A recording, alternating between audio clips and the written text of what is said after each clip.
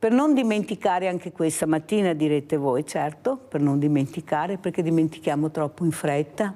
È Natale, tutti fanno festa, la neve, sciare, mangiare, bere, divertirsi. E poi chi fa parte del mondo del volontariato si ritrova ad aiutare persone in grosse difficoltà, con bambini, perché nessuno ascolta, pochi, perché i sindaci, che sono quelli in prima linea, hanno la coperta cortissima, anche se avrebbero voglia e desiderio di aiutare, non hanno case, non hanno soldi, perché economicamente non tutti hanno la possibilità di aiutare, fanno quello che possono, però noi dobbiamo ricordarci che se non ci aiutano molti bambini e se non aiutano molte famiglie, finiranno così questi bambini, o nel mare, o sotto le bombe, oppure sotto il freddo. Avete visto queste bambine morte dal gelo, e soprattutto diventeranno dei piccoli spacciatori, così li chiamate voi, piccoli delinquenti, solo perché magari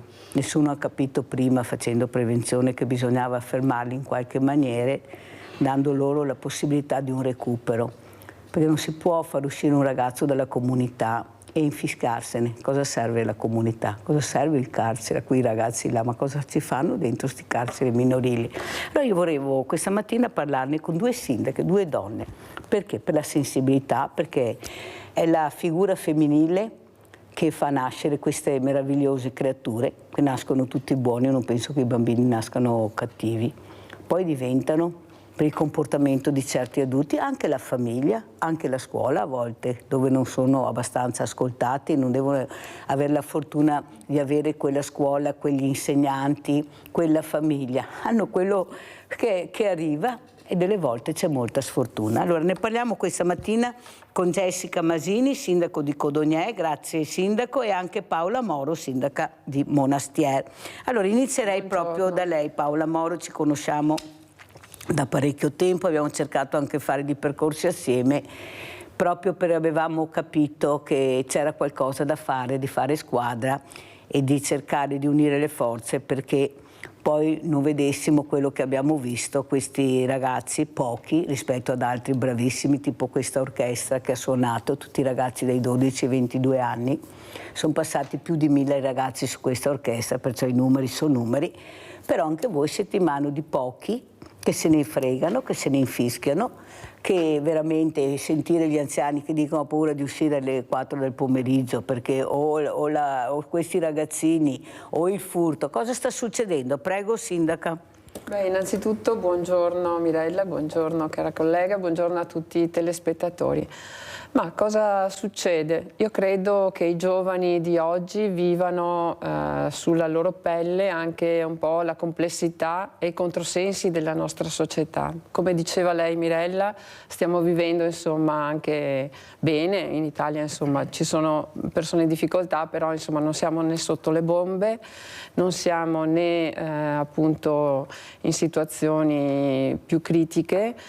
Però siamo anche immersi nella realtà mondiale e i ragazzi hanno delle sensibilità maggiori. Cioè, io stamattina leggendo i giornali e vedendo che ci sono dei neonati che muoiono di freddo, mi sono sentita male e sono un adulto, sono una persona insomma, che ha anche macinato della strada, quindi dovrei avere anche, come dire, formato delle forme di difesa di fronte anche a notizie così brutte. Io penso ai nostri giovani che vivono queste contraddizioni, perché né la diplomazia né tutta la nostra cultura insomma, del nostro Occidente, che ha sempre dimostrato di avere insomma, un'umanità, un senso di umanità sviluppata, non riesce a dare risposte, a mettere in campo quelle che sono delle soluzioni, sia, voglio dire, sia per il conflitto magari in Ucraina. Cioè, pensiamo a dei ragazzi, anche l'Ucraina, che soltanto insomma 3 anni fa vivevano come i nostri giovani e adesso in questi giorni sono nelle trincee, 20enni, 22enni, sono nelle trincee come i nostri antenati della Prima Guerra Mondiale. Io credo che i giovani di oggi sentano sulla loro pelle queste contraddizioni e le esprimano con questa rabbia che dimostrano. Poi aggiungiamo appunto anche un sistema che li ha un po' indottrinati anche al superfluo, ad avere, in una società che però non sempre ti dà anche la possibilità di avere i capi firmati, il cellulare di ultima generazione, cioè sono bombardati di tante cose che sono dei controsensi. E quindi a volte c'è una famiglia, una scuola, come diceva lei, dei buoni maestri che ti aiutano a comprendere e anche a analizzare la situazione e dire tu da che parte vuoi stare, per cosa vuoi lavorare per questo tipo di società o per questo tipo, vuoi lavorare per essere diplomatico o vuoi usare la forza anche nelle tue questioni personali, nella tua quotidianità. Ecco, se trovi una famiglia o una scuola o una persona che ti faccia ragionare, che ti sappia guidare nella tua scelta, allora io vedo tantissimi giovani formati, preparati, convinti e anche molto lucidi nelle loro scelte. Però vedo anche tanti adolescenti, ne abbiamo anche nel nostro comune, che sono disorientati, che rispondono con la rabbia, con la violenza, rispondono anche con gesti proprio semplicemente di distruzione di quello che hanno davanti. E sono gesti chiari, noi li abbiamo in certi casi anche interpretati, hanno dato fuoco a delle sedie, insomma, cioè un gesto grave. E quindi abbiamo aperto uno spazio dove loro possono esprimere anche tutto il loro disagio, anche la loro rabbia, anche con le loro modalità. E poi ci sono degli operatori che cercano di recuperarli. Io stessa quando li incontro cerco di tagliarmi del tempo per ascoltarli, proprio per ascoltarli, perché si sente il loro vissuto, seppur diciamo appunto di pochi anni, però si sente anche il carico di dubbi, di perplessità che hanno e anche di rabbia, anche di rabbia. Allora, non si muore da fame, perché in effetti è difficile morire da fame nel nostro territorio, almeno visto le associazioni di volontariato che abbiamo. In qualche maniera ci si veste anche bene, visto quello che arriva ai banchi solidali, hanno gli armadi strapieni di cose, le portano di tutto e soprattutto anche belle cose, ma si muore di solitudine. E questo è un grande problema che bisogna assolutamente intervenire, perché i suicidi non solo nei giovani, ma anche di persone adulte, abbiamo sentito anche quella coppia che si è suicidata in un garage pochi giorni fa, dopo aver perso quell'adorata figlia che si è uccisa anche lei, perciò qualcosa bisogna pur fare intervenire, perché non è possibile avere tutte associazioni di volontariato e siccome tutti fanno tutto, poi alla fine troviamo la persona morta in casa. Non sarebbe il caso, Sindaca Masini, di capire chi fa cosa e cercare di intervenire, visto che la politica fa fatica a capire, cioè sente, ascolta poco, sente ma ascolta poco, proprio di farsi aiutare da queste associazioni di volontariato, ad esempio quelli che hanno i pulmini, andare a prendere i diversamente giovani a casa, vedere chi sono, fare un censimento di queste fragilità, come vivono, chi sono, perché sennò non andiamo da nessuna parte, perché quando tu bussi ai servizi sociali, quelli che funzionano e anche quelli che non funzionano, la risposta quasi sempre è: ma ne abbiamo tanti, siamo in pochi e non abbiamo potere di investimento. Molto pochi sono gli assessori o i sindaci che mi dicono che hanno la possibilità di investire.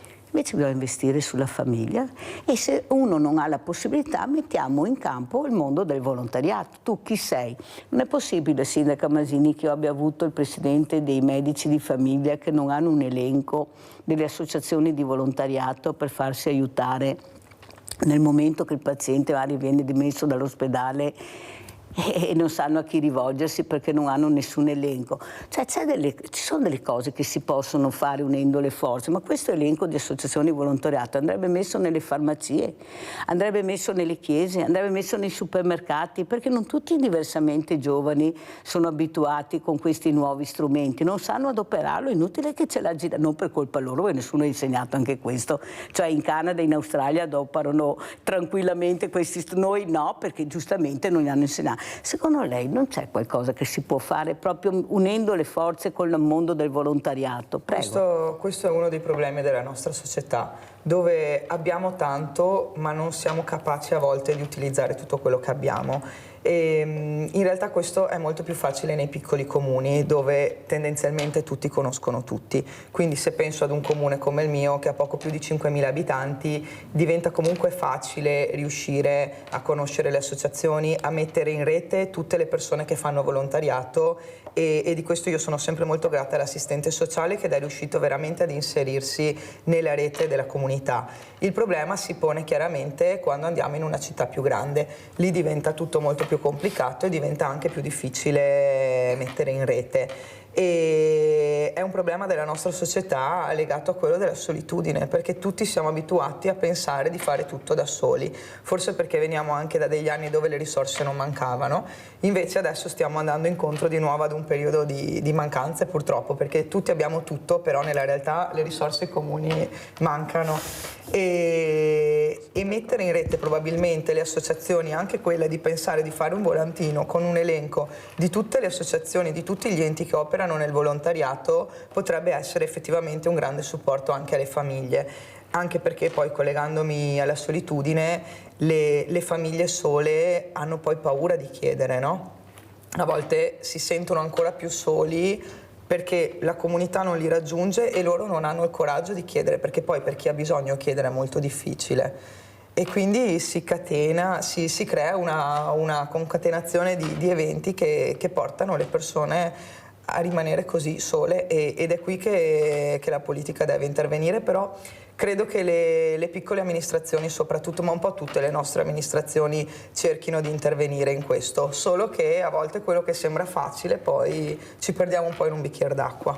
Abbiamo Rinaldo da Venezia, apriamo il centralino, vai Rinaldo. Ciao Mirella e buongiorno. Ciao. Alle tue ospiti. Il discorso, il problema è sempre quello. Purtroppo ai giovani diremo che va a venire, non venisse niente.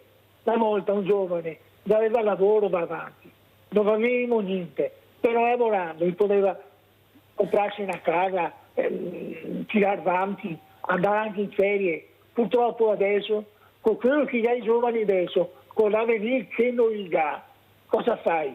Bisogna sapere che saranno da loro, perché il futuro c'è di giovani, mica io ho 81 anni, non mi interessa finire, e ora che andare a sbregarsi a loro, come nel 68 come ho fatto noi altri. E ora cosa vuol dire? Vuol dire ai giovani bisogna dargli fiducia, dargli la mano, ma non con la bocca, con i fatti, dargli la possibilità di imparare, accompagnarli a cercare la strada giusta. I nostri politici non mi interessa niente, perché con 110.000 euro ti dà il mese di stipendio. Non si mette nei panni di uno che si mette che non va neanche a ira. E ora, cosa siamo lì a parlare? Bisogna che i politici risolvano il problema, non lasciare tutto sulle mani ai sindaci, poveretti, che tocca fare miracoli, poi dopo anche chi resta c'era. E ora cosa vuol dire? Assieme con i sindaci, ma perché mi danno una cifra al sindaco secondo i suoi bisogni e le sue robe? Giusto? Insomma, il mondo si è storto. Una volta andava avanti dritto, adesso va per i fatti suoi. Gli esempi di giovani, cosa è? È Grande Fratello, 50 giovani che si alza a mezzogiorno, che non si fa niente. Io 10 anni lavoravo, non mica a scaricare sacchi di patate, però lavoravo, vuoi imparare, è giovane, vuole andare a lavorare, cominciate a fare 2 o 3 soldini, comprarsi le scarpe e a maglia, essere felice. Bravo Rinaldo, basta perché sennò non andiamo avanti. Comunque sei stato Mirella, chiaro come sempre, grazie tutti. caro Rinaldo. Vede Sindaca Masini, posso contraddirla che non è così neanche nei piccoli paesi. Io l'altra mattina stavo entrando in trasmissione, è arrivata una persona, una signora di 90 anni, che ha preso la corriera e io non me l'aspettavo, anche la portineria, mi ha messo le braccia al collo e si è messa a piangere. Ti prego, ascoltami, aiutami. Ha detto che i figli non l'ascoltano, che è andata dappertutto e nessuno l'ascolta, lucidissima, si ricordava tutto, quelle poche parole. Allora l'ho fatta sedere su quella poltrona, poi vediamo se il nostro bravo regista Italo Morà fa vedere queste mani che hanno lavorato una vita, e adesso sto capendo cosa sta succedendo. un paese qua vicino, poi per fortuna avevo un prete ospite quella mattina, perciò l'ha riaccompagnata a casa e mi ha detto: guarda Mirella che aveva la bicicletta, è andata a casa in bicicletta, non ha voluto che l'accompagnassi, anche se poi io l'ho seguita e ho visto dove abita, adesso stiamo cercando di avere informazioni.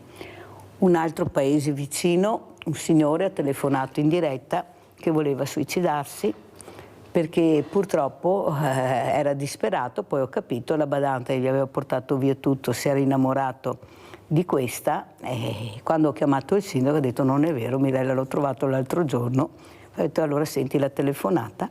Infatti era vero, perché lui si era messo questa maschera, come dice giustamente, e perciò il sindaco l'ha incontrato, stava benissimo, mentre aveva un dolore incredibile. Per fortuna anche questa trasmissione aiuta, basta sentire anche Telefono Amico, le telefonate che arrivano, fa capire che siamo lontani da sapere veramente quello che succede nel territorio, perché vede, sindaca Masini, lei è giovane, noi siamo sempre con la maschera quando usciamo di casa perché ci vergogniamo e abbiamo questa sottomissione: scusa, scusa, anche le telefonate, scusa Mirella, se io dico non dovete chiedere scusa, perché siamo così e questo fa sì che c'è il profondo nord, perché c'è il profondo nord, lo dico anche qua, c'è anche il profondo sud e sono due realtà completamente diverse, perché là sono molto più aperti, noi invece siamo chiusi.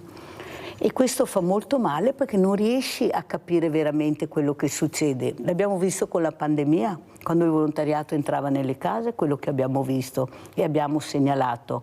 E sempre ogni volta era impossibile. Questo è quello che abbiamo visto.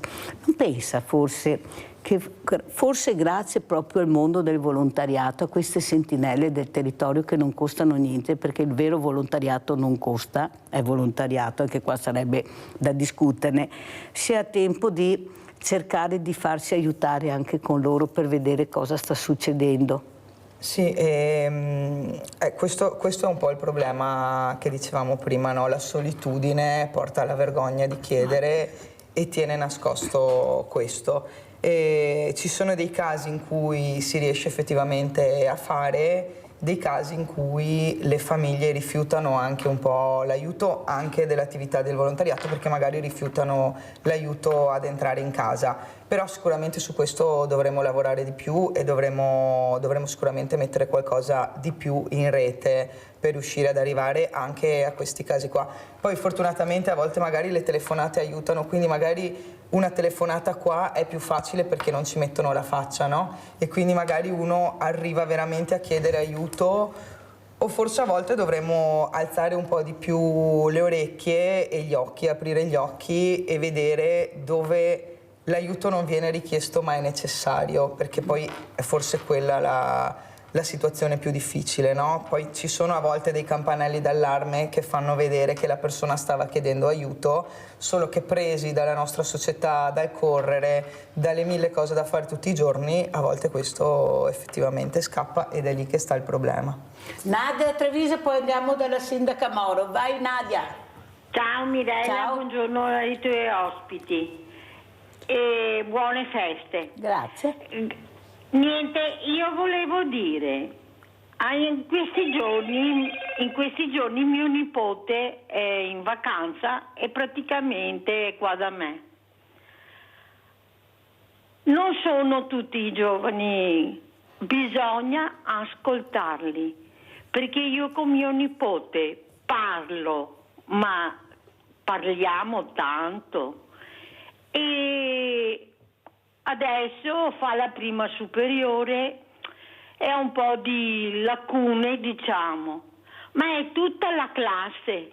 Io penso che bisogna fare anche dei controlli di insegnamento dei professori, perché quando un ragazzo chiede spiegazioni e non le danno retta, non so se sia, perché le ho chiesto anche l'età dei professori, è una media ormai verso la pensione, ormai saranno anziani, saranno stanchi, bisogna rivedere tanto la scuola. tanto, perché non è un alunno solo, è quasi tutta la classe presa male. Grazie, arrivederci e buona giornata a tutti. Grazie a te Nadia, grazie degli auguri che ricambiamo. Allora, Sindaca Moro?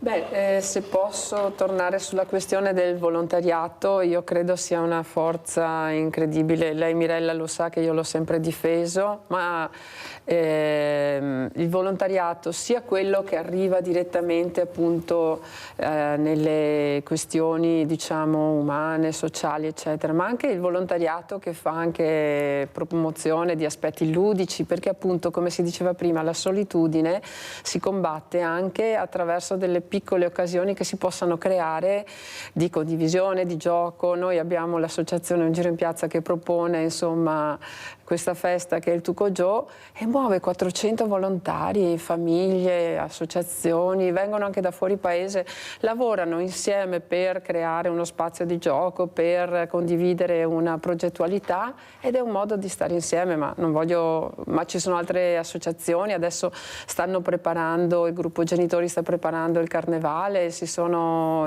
motivati, raggiungono famiglie con bambini, cioè qualsiasi associazione di volontariato è come dire, una modalità di aiuto anche a noi amministratori grandissima. Noi infatti cerchiamo di appoggiarle, le associazioni sportive, pensiamo a quanto bene fa lo sport per i ragazzi, per i giovani, insomma. Quindi dobbiamo assolutamente farne tesoro di quello che abbiamo. Io dico sempre, Monastiere è fortunata, ha quasi 40 associazioni. A noi basta solo dire di sì quando propongono qualcosa e loro vanno, che è un piacere. Ricordiamoci che non è facile, tra l'altro, per le associazioni lavorare, perché c'è stata la riforma del terzo settore, ma poi ci sono anche tutta una serie di adempimenti burocratici e noi purtroppo siamo a volte anche quelli che lì mettiamo in campo, ma anche noi siamo sottoposti, diciamo, al rispetto delle regole, quindi non è facile per loro. Però se possiamo dare una mano, se possiamo appunto agevolare, dare qualche consiglio e qualche contributo, lo facciamo volentieri, perché capiamo che il ritorno in termini, diciamo, di qualità della vita e anche di, tra virgolette, ottimismo che serve per affrontare, insomma, le nostre giornate è totale. Quindi il mio grazie sempre e comunque alle associazioni del territorio, non voglio dire solo di Monastiere, ma del territorio, è sempre grande, insomma, perché lo verifico ogni giorno, insomma. Il problema è che io queste associazioni, quasi tutte, penso di invitarle, anzi direi che le ho invitate tutte, sono tutte senza giovani. Questo è il grande problema. Tutti quanti sentono questa mancanza di giovani e qua bisogna capire come mai. Io sono dell'idea che questi ragazzi sono un po' stanchi delle lezioni in classe, si va anche bene, però vogliono essere protagonisti, vogliono essere intrigati. Allora io l'ho detto anche al presidente delle Proloco, che mi ha dato ragione, che forse bisognerà iniziare, come si faceva una volta, a suonare i campanelli. Faccio questo, vieni con tuo figlio a darmi una mano, perché anche lui ha detto, è vero Mirella, anche le mail non rispondono, le telefonate, forse ha ragione, dovremmo iniziare come facevamo una volta, che riuscivamo a trovare i numeri. Cosa ne pensa, Sindaca Masini? Coinvolgere le persone direttamente, alla fine abbiamo tanti mezzi di comunicazione oggi, abbiamo i social, siamo sempre connessi a tutto e sembra sempre facile comunicare, ma l'unico vero metodo di comunicazione che funziona davvero è quello di persona, ed è solo così che si coinvolgono i giovani. Poi a volte parliamo dei giovani facendo un po' di tutta un'erba un fascio, dicendo che non hanno tanta voglia, però non è così, perché anch'io a volte mi fermo a parlare con i ragazzi e tante volte coinvolgendoli, noi spesso abbiamo un gruppetto che sta spesso in biblioteca e quando abbiamo delle serate, quando abbiamo qualche cosa da fare, gli diamo proprio dei lavoretti e loro li portano a termine e veramente si impegnano e poi sono anche orgogliosi di quello che fanno. Quindi poi forse dovremmo andare a lavorare proprio sul coinvolgere, forse andare a suonare il campanello è la cosa che funziona di più. E coinvolgere anche i genitori. E coinvolgere anche i genitori, perché poi la famiglia è sempre la base e il fondamento di quello che c'è dietro. Quindi se un ragazzo viene spinto dal genitore, viene accompagnato, poi da soli loro faranno veramente delle grandi cose, perché quando si coinvolgono questo si vede. ed è un peccato a volte che non vengano effettivamente coinvolti. Però dovremmo fare questo perché sennò le associazioni chiudono. E in effetti è vero, anche perché lo dico per partito preso, perché vedo, io parlo con loro, non è vero che non vogliono fare niente. Mi ricordo quel ragazzo che è venuto con la mamma a prendere la borsa della spesa ed era un po' titubante perché si vergognava un pochino. E io cosa ho fatto? Ho detto vieni qua vicino alla Mirella, prendi il carrello e fatti la borsa e fatti la spesa. Scusa, non sei venuto, cosa so io, cosa vuoi? Prendi il carrello e fai... Ed è rimasto colpito, ma nello stesso tempo doveva farlo perché era venuto con la mamma e la mamma gli ha detto vai, chiedimi casomai. Quel ragazzo è venuto ancora con la mamma e non era più come la prima volta, perché ha capito com'era il meccanismo, chi c'era, cosa vedeva. Si è reso protagonista e questo è molto importante perché quando parli con loro, come ha detto lei, sindaca Masini, loro vogliono essere intrigati, ma l'ha detto anche il presidente degli Alpini quando li portano ai campi scuola d'estate. Cioè, abbiamo dei numeri che veramente sono incredibili, non sono neanche pronti per tutti quei numeri e non vogliono il cellulare, anzi proprio non lo adoperano. Allora c'è qualcosa che forse si può fare mettendosi in rete, facendo squadra, anche scambiando, ad esempio Monastero ha tanti giovani, perfetto, vediamo dove possono andare, cercare anche di far conoscere altre realtà. Cosa ne pensa Masini? Poi sentiamo Moro. Sì, dovremmo arrivare a fare questo perché veramente continuano a dimostrare che se coinvolti e poi anche questa cosa delle buone prassi magari, no? Un comune si confronta con l'altro per far capire che cosa ha fatto per coinvolgere di più i giovani, questa potrebbe essere una soluzione, ma così come la collaborazione con le Proloco, perché, o con gli alpini, i campi scuola degli alpini, li ha appena citati Mirella, sono davvero tanto frequentati dai ragazzi e ho parlato più volte con i ragazzi che li frequentano e sono veramente entusiasti, e far conoscere ai ragazzi tutta la cultura alpina e tutti quelli che sono i valori che stanno dietro a questo tipo di attività sicuramente poi li aiuta, perché questi ragazzi una volta che entrano lì inizieranno ad entrare un po' nel circuito delle associazioni all'interno della comunità, a fare sempre più attività di volontariato, proprio perché si sentono coinvolti. Anche perché bisogna anche ammettere che questi ragazzi, la maggior parte sono di bravissimi ragazzi che hanno anche delle creatività dentro, ma loro non lo sanno. Perciò è compito anche dell'educatore capire con chi hai che fare, e magari una volta mi ricordo alle medie c'erano le applicazioni tecniche, ve le ricordate? Dove ognuno cercava di essere un po' indirizzato, capire dove era più portato, e l'insegnante naturalmente capiva, ad esempio il cucito neanche a darmi, attaccavo un bottone, dopo 3 secondi mettevo uno spagnoletto, come si dice noi altri, i nostri anziani, de fio, se cavavo, cioè proprio negata. Però avevo altre attitudini, però era l'insegnante che capiva dove eri più portata. Ecco, questo non succede più. Hanno tolto addirittura queste scuole, veramente questi istituti tecnici che erano fondamentali, erano strapieni di giovani, cioè dove funzionava è stato cancellato. Ma cosa hanno fatto, sindaco Moro? Poi dicono non sono capaci di fare niente. No, scusa, No, scusa, no, prego, la formazione ad esempio. Allora, io credo, sì, sicuramente dobbiamo tenerne conto, tornando anche alla questione, insomma, del volontariato, i giovani che non partecipano, eccetera, dobbiamo un po' analizzare anche la loro situazione. Adesso molti dopo le superiori vanno anche a fare l'università fuori sede, quindi ci sono anche dei problemi, come dire, logistici, tecnici che noi riscontriamo. Ad esempio stiamo avviando, insomma, la costituzione della consulta giovanile, perché vorremmo anche vedere non solo dei giovani impegnati ma anche dei giovani amministratori, cioè è importante anche pensare al futuro e alla coscienza dei nuovi cittadini e nuovi amministratori. Però appunto vediamo che tanti, se non sono fuori sede per l'università, addirittura sono fuori dall'Italia per dei master, cioè hanno opportunità, quindi fanno anche fatica ad organizzarsi, mentre noi, insomma, se andavamo anche a scuola, all'università, però insomma in un raggio più ristretto, quindi dobbiamo tener conto anche delle loro esigenze, però dobbiamo anche tener conto che devono essere motivati, e la motivazione nasce anche dal fatto di avere introitato i valori. Prima si parlava appunto dei valori alpini eccetera, cioè il valore della nostra società, i valori, quelli veri, quelli per cui dovremmo spendere il nostro tempo, la nostra vita eccetera. Chi glieli passa?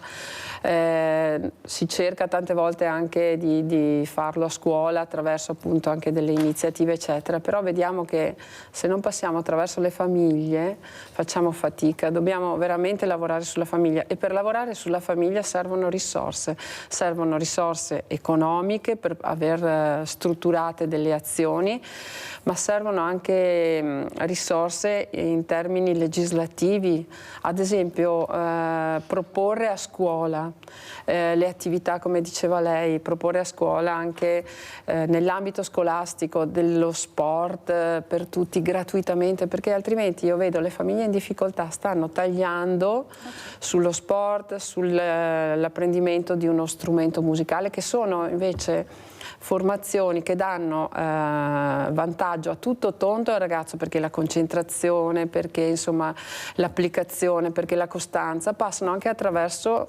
l'imparare un semplice, cioè il suono di un semplice strumento musicale, però le famiglie tagliano su quello, quindi serve la possibilità. Non è che tagliano, è che non li hanno proprio non i soldi. Li hanno, lo so, non è che vogliono poveretti proprio. Con due stipendi vengono al Banco Solidario, sì, non è ce vero, la fanno con due stipendi. È vero, la vita poi è diventata carissima. Vedete davvero. voi in questi giorni se avete fatto la spesa e poi ditemi come fanno queste famiglie. Pubblicità.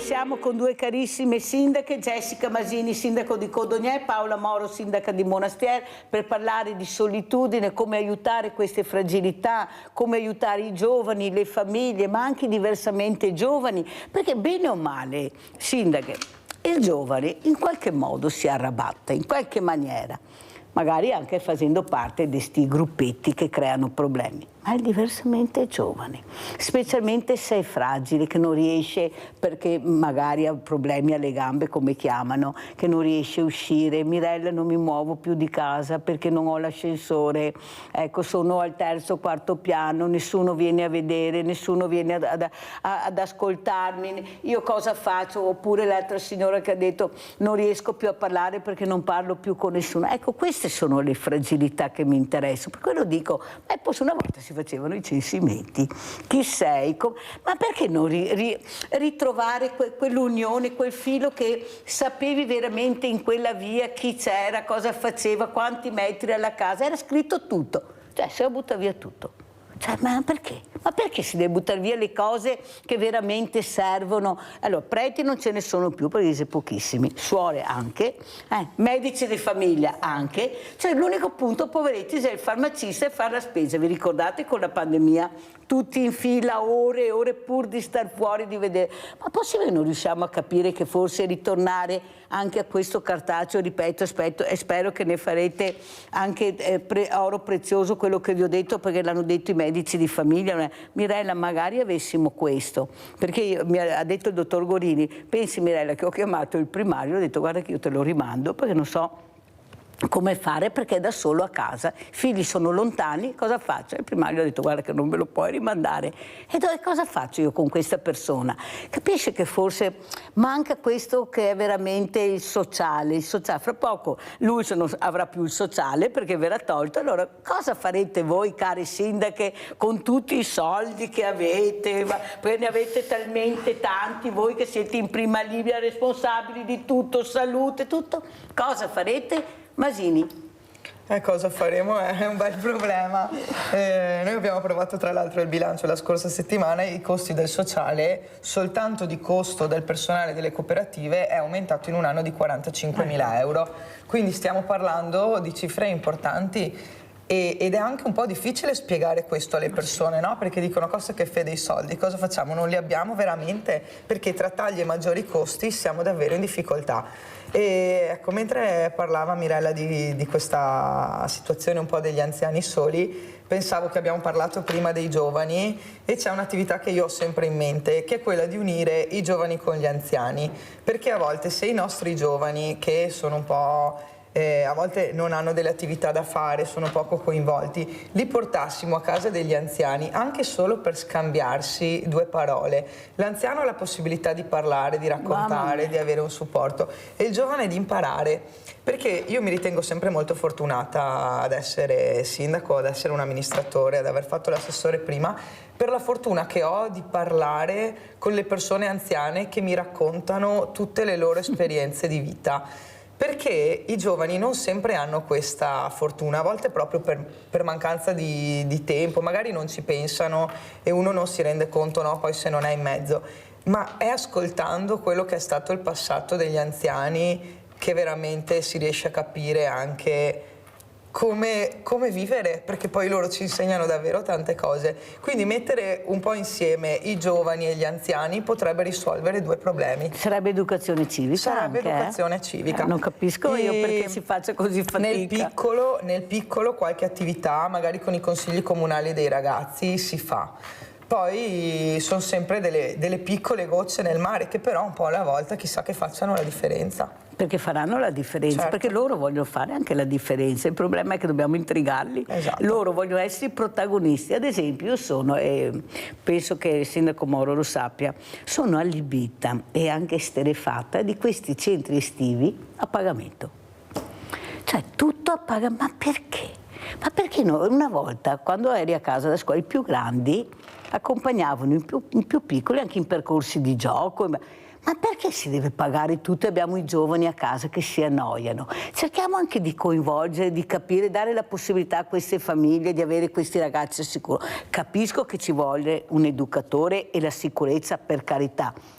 Però scusate, pagare il centro estivo d'estate fino a luglio, a agosto non c'è più niente, agosto finisce tutto, lo trovo un'assurdità, sindaco Moro. Cioè coinvolgiamo questi ragazzi, diamo loro dei premi anche scolastici magari, ma non pagare cooperative, abbiamo una montagna di cooperative, ma io vorrei capire perché sono nate queste cooperative e non abbiamo investito invece su di loro.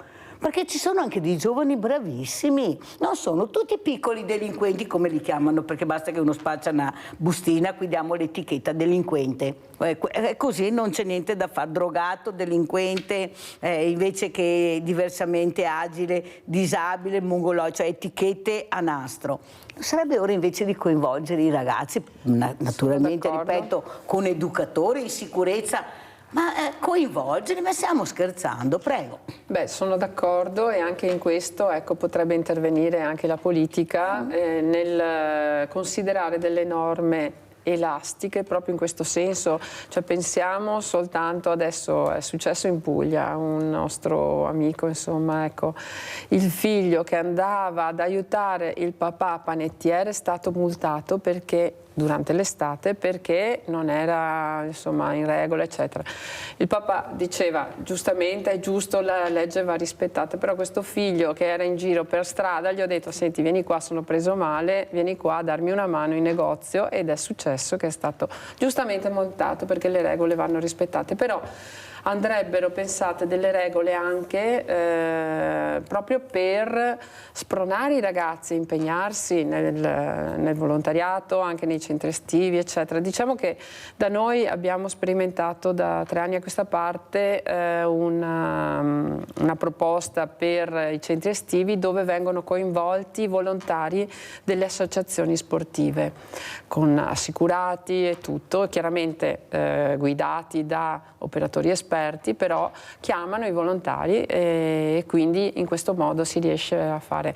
Però anche qua potrebbero essere, come dire, se avessimo risorse potrebbero essere offerti gratuitamente ai ragazzi, in modo che possano insomma parteciparvi senza ulteriori costi alle famiglie. È tutto un po', come dire, noi come diceva la collega ci sforziamo a livello locale di fare il massimo con le risorse sempre, come dire, in calo che abbiamo.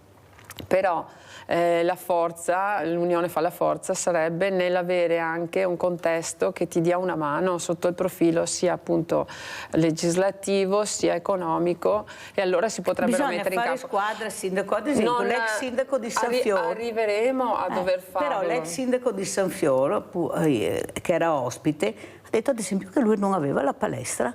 Lui aveva un grosso problema a non avere una palestra. Ecco perché l'unione fa la forza, ma se non ce l'ho io, vieni da me. Cioè anche per conoscere altre realtà, per scambiare anche quello che è anche un modo diverso di pensare, di vedere. Cosa dice Masini? Questo scambio anche tra ragazzi, conosci, invece solo di andare nelle piazze a conoscere per fare atti di vandalismo, conoscersi per fare qualcosa di buono, non sarebbe male. Il poveretto ha detto io non ho le soldi per fare una palestra, non ho e questa è una cosa grave. San Fior, perciò piccolo, no grande. Questo delle palestre è un problema che ho anch'io, che ho la palestra, ne ho una e una un po' più piccolina, ma le attività sportive sono tante e quindi non è neanche sufficiente e penso sia un problema un po' comune quello della mancanza di palestre, che per fortuna però è anche sintomo di associazioni sportive che funzionano e che propongono tante attività. Poi, dato che abbiamo parlato di centri estivi, a Codogno c'è una buona prassi e da sempre i ragazzi che frequentano le scuole superiori fanno gli animatori al centro estivo e sono ogni anno una sessantina di ragazzi e qua ecco ci sono dei ragazzi che si impegnano, loro organizzano le attività e tengono loro i bambini, ci sono dei ragazzi un po' più grandi, in base all'esperienza che maturano diventano, ci sono dei responsabili. Farli vedere. Sì. Bisogna farli vedere questi, perché questi sono gli esempi. Basta vedere quelli che fanno gli atti di vandalismo, dobbiamo vedere questi. Questi sono gli esempi, dovete investire su questo, farli vedere, chiamarci. Loro per un mese d'estate tengono i bambini la mattina e tengono la scuola primaria e la scuola secondaria di primo grado, organizzano loro tutte le attività, dai lavoretti alle attività sportive, ai giochi, e poi fanno anche uno spettacolo finale. Hanno mai fatto atti di vandalismo sulle scuole? No. Ecco. Vedete?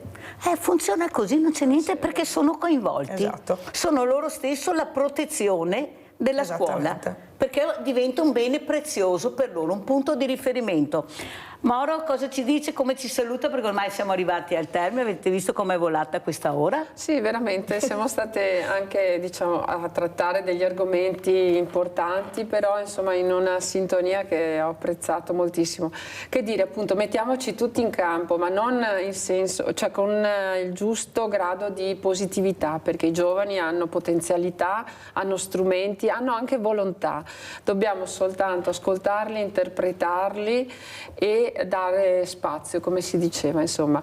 Sono convinta, come dicevi Mirella, che comunichiamo poco, noi facciamo tanto, le amministrazioni fanno tanto, sia appunto Codogno siamo ma siamo talmente tanto impegnati a fare che comunichiamo poco anche le buone notizie, che invece ci sono e sono quelle che ci danno anche la fiducia, insomma, per un futuro migliore. Guardi, questa orchestra che avete sentito con questa immagine tragica di questo bambino sulla spiaggia, che spero serva a qualcuno per capire che forse bisogna anche cambiare registro.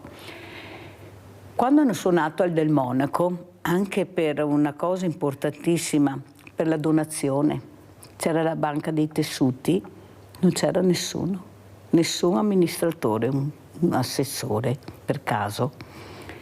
E questo la dice lunga su quello che il ragazzo vede, cioè l'esempio che lui cerca di dare, e a parte i familiari, io che sono andata a riprendere tutto il concerto, poi l'ho fatto vedere e ogni sabato terminavo con questo concerto, perché questi sono gli esempi da contrapporre a questi ragazzi. Io non li chiamo baby gang, sapete che proprio non lo sopporto, non sono né baby né gang, sono dei ragazzi che si sono un po' bevuti il cervello e bisogna ritornare a pulirglielo bene. Non c'era nessuno. E quando hanno richiesto di ritornare, hanno trovato un posto alla chiesa di San Bartolomeo, io sono andata anche là, non c'era nessuno, neppure i loro insegnanti.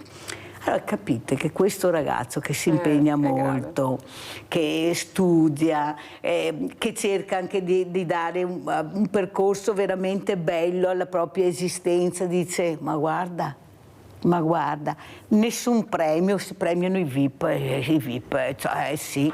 Questa orchestra che non ha ricevuto un centesimo dalla regione. E c'è questo privato che la tiene in piedi, sono più di 60 orchestrali, perciò non uno, bellissimo, con arpe e tutto, che anche ha problemi di salute, che l'ho anche invitato, è anche un caro amico che sta cercando aiuto.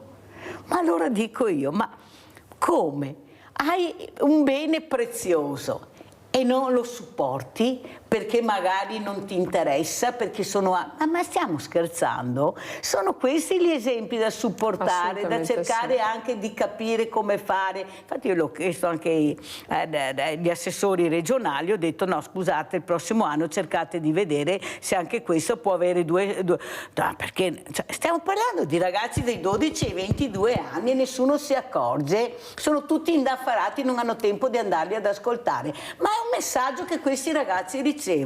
Uno può anche dire ma chi me lo fa fare, ma va remengo, perché mi parlo ciaro, può fare il spacciatore che forse con più visibilità. Quel ragazzo che aspettava che vedessi il microfono per ringraziare e salutare lui che voleva ringraziare e salutare. Cioè non ci siamo, anche voi qui dovete cercare di fare squadra.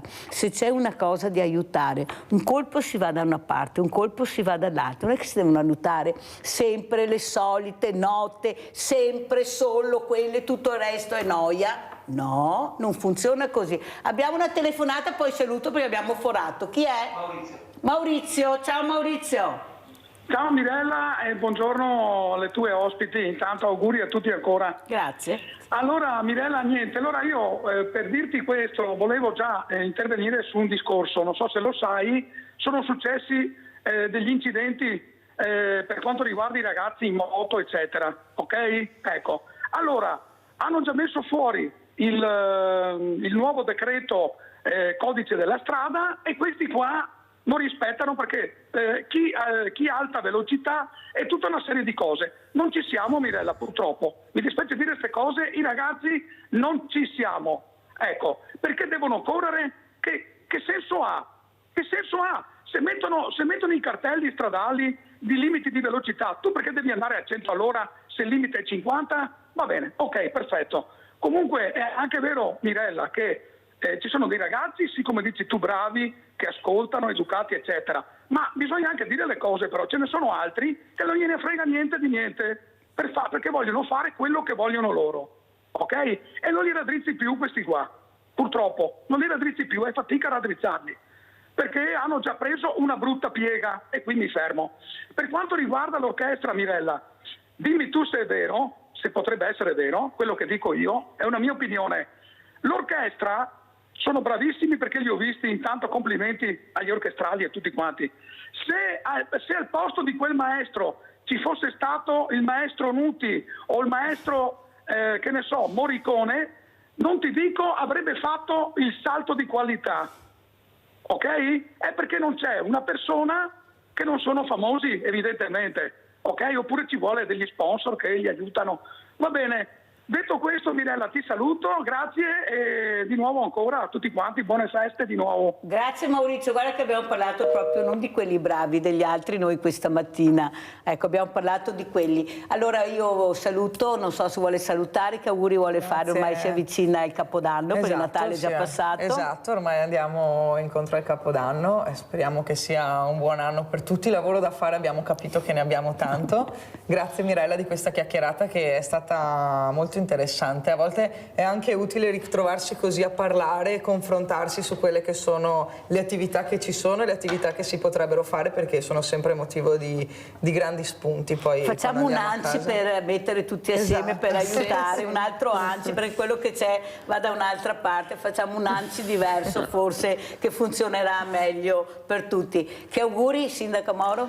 Appunto, l'augurio è che sia un anno in cui si vedono risolte delle macro questioni che potranno dare insomma un po' più di speranza a tutti e meno contraddizioni e noi ci mettiamo tutto l'impegno che possiamo e speriamo di essere ascoltati e che si consideri appunto che i sindaci, le amministrazioni sono il front office della cittadinanza, le associazioni pure e quindi ecco speriamo insomma nel poter fare nel miglior modo possibile il nostro lavoro, anche considerati insomma da quello che è la struttura nazionale. Grazie a queste sindache. Pubblicità.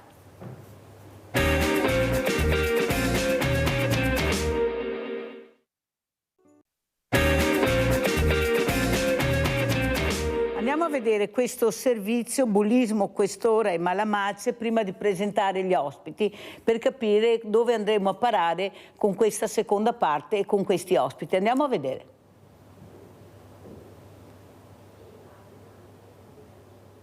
Per un anno almeno ha preso di mira un coetaneo che frequenta la sua stessa scuola, una scuola trevigiana, ingiurie, minacce, fino ad arrivare alle botte, e così quel ragazzo sedicenne era diventato il suo incubo. È stato grazie al coraggio del ragazzo, la vittima, e della sua mamma, che questa storia è venuta a galla. Dalla denuncia alle indagini il passo è stato breve, con gli uomini della divisione anticrimine che hanno scoperto un flusso continuo di messaggi su Instagram in cui il carnefice bullizzava la sua vittima. Immediata l'emissione del provvedimento di ammonimento da parte del questore di Treviso Alessandra Simone, è il quarto emesso in poco meno di un mese, un provvedimento contenuto all'interno del decreto Caivano. Sono degli strumenti di prevenzione, però a mio avviso è anche uno strumento punitivo. Soprattutto comunque crea un precedente per eventuali poi sanzioni che vengono applicate al ragazzo che continua nella sua intemperanza. Tra gli strumenti a disposizione, Claudio Malamace, comandante della Polizia Locale del Coneglianese, cita anche quello della giustizia riparativa, introdotto dalla legge Cartabia, ma ancora troppo poco applicato.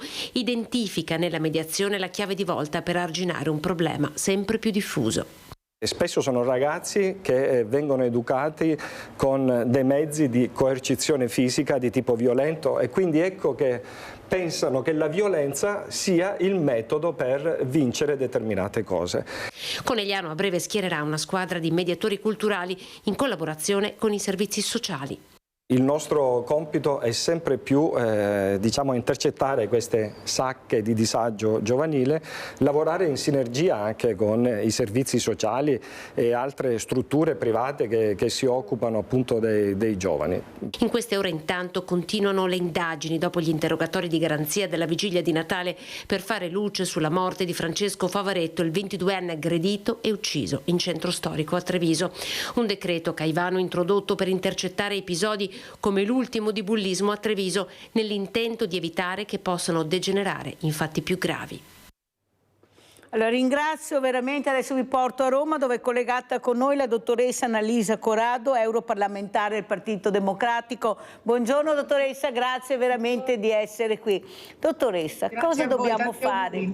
Grazie, con questi ragazzi che sono pochi rispetto a quelli bravi che sono tantissimi, forse li facciamo vedere poco quelli bravi e veramente questo mi fa molto male, perché hanno alzato troppo l'asticella. Non si può più tollerare che pochi riescano a tenere in pugno paesi con i sindaci, le forze dell'ordine e le persone che hanno paura di uscire di casa per trovare questi gruppetti, perché ne basta uno. E sono pochi, perché non li fermiamo, dottoressa? È possibile che abbiano la legge dalla loro parte, che li protegge in qualche modo? Tanto sono minore, cosa possono farmi? Queste strutture che alla fine sì, sono delle strutture ricreative, ma poi alla fine quando escono chi li accoglie? Cosa gli facciamo fare? Ecco, impiegarli nel lavoro non si può, ci mancherebbe, diventa veramente una cosa impossibile da fare, visto le leggi sfruttamento minorile, c'è la privacy. Ma quante cose inutili invece di fare delle cose utili? Perché guardi, dottoressa, che se le lasciamo ancora fare aumenteranno sempre di più, perché poi gli esempi negativi sono quelli che a quell'età riescono a far sì che molti si uniscano. Prego, dottoressa Corrado, e grazie. Grazie a lei, veramente, è sempre un piacere essere qui con voi. Io apprezzo tantissimo il suo approccio, l'ho sentita anche parlare prima, no? Nel senso che è troppo semplice qualche volta dare la colpa ad alcuni ragazzi, dire che non ci sono più i valori di una volta, no? Però io credo sempre che quando un ragazzo così giovane delinque, abbiamo visto anche i dati dei femminicidi quest'anno, no? Sono sempre più giovani anche i ragazzi che lasciati dalle fidanzate ammazzate e fanno dei gesti violenti incredibili, quindi sono sempre più giovani e sempre più interiorizzano questi comportamenti aggressivi e abbiamo sentito questi atti di bullismo, no? Di prima, ma io credo che tutte le volte che un ragazzo così giovane fa una cosa del genere sia un fallimento della società. Cioè è vero che ci devono essere le punizioni, ci devono essere gli strumenti in mano alle forze dell'ordine, ma in mano anche alle scuole, ai servizi sociali, per poter intervenire quando questi comportamenti si sviluppano e per proteggere le altre persone, gli altri ragazzi, le altre ragazze. Ma bisogna mettere in atto dei sistemi di prevenzione, perché io credo che un ragazzo che è così giovane fa queste cose vuol dire che si sta nutrendo di una società sbagliata, di una società intossicata in cui i modelli non sono quelli giusti. Quindi io credo che veramente la legge protegge i minori in qualche modo perché riconosce una sospensione della responsabilità totale, e questa responsabilità però va distribuita alla società tutta. Noi che modello abbiamo costruito? Questo iperconsumismo, questo pensiero che avere cose ci renderà felici, che non è niente di più falso, e il fatto di lasciare che dai cellulari, dai telefonini arrivi qualsiasi tipo di messaggio senza controllo, anche molto violenti, anche falsi, fatti di un mondo che in realtà poi non esiste, no? Di soldi facili, di possibilità di avere cose semplicemente postando dei video o diventando famosi, anche a scapito di altri, prendendo in giro altri, mettendo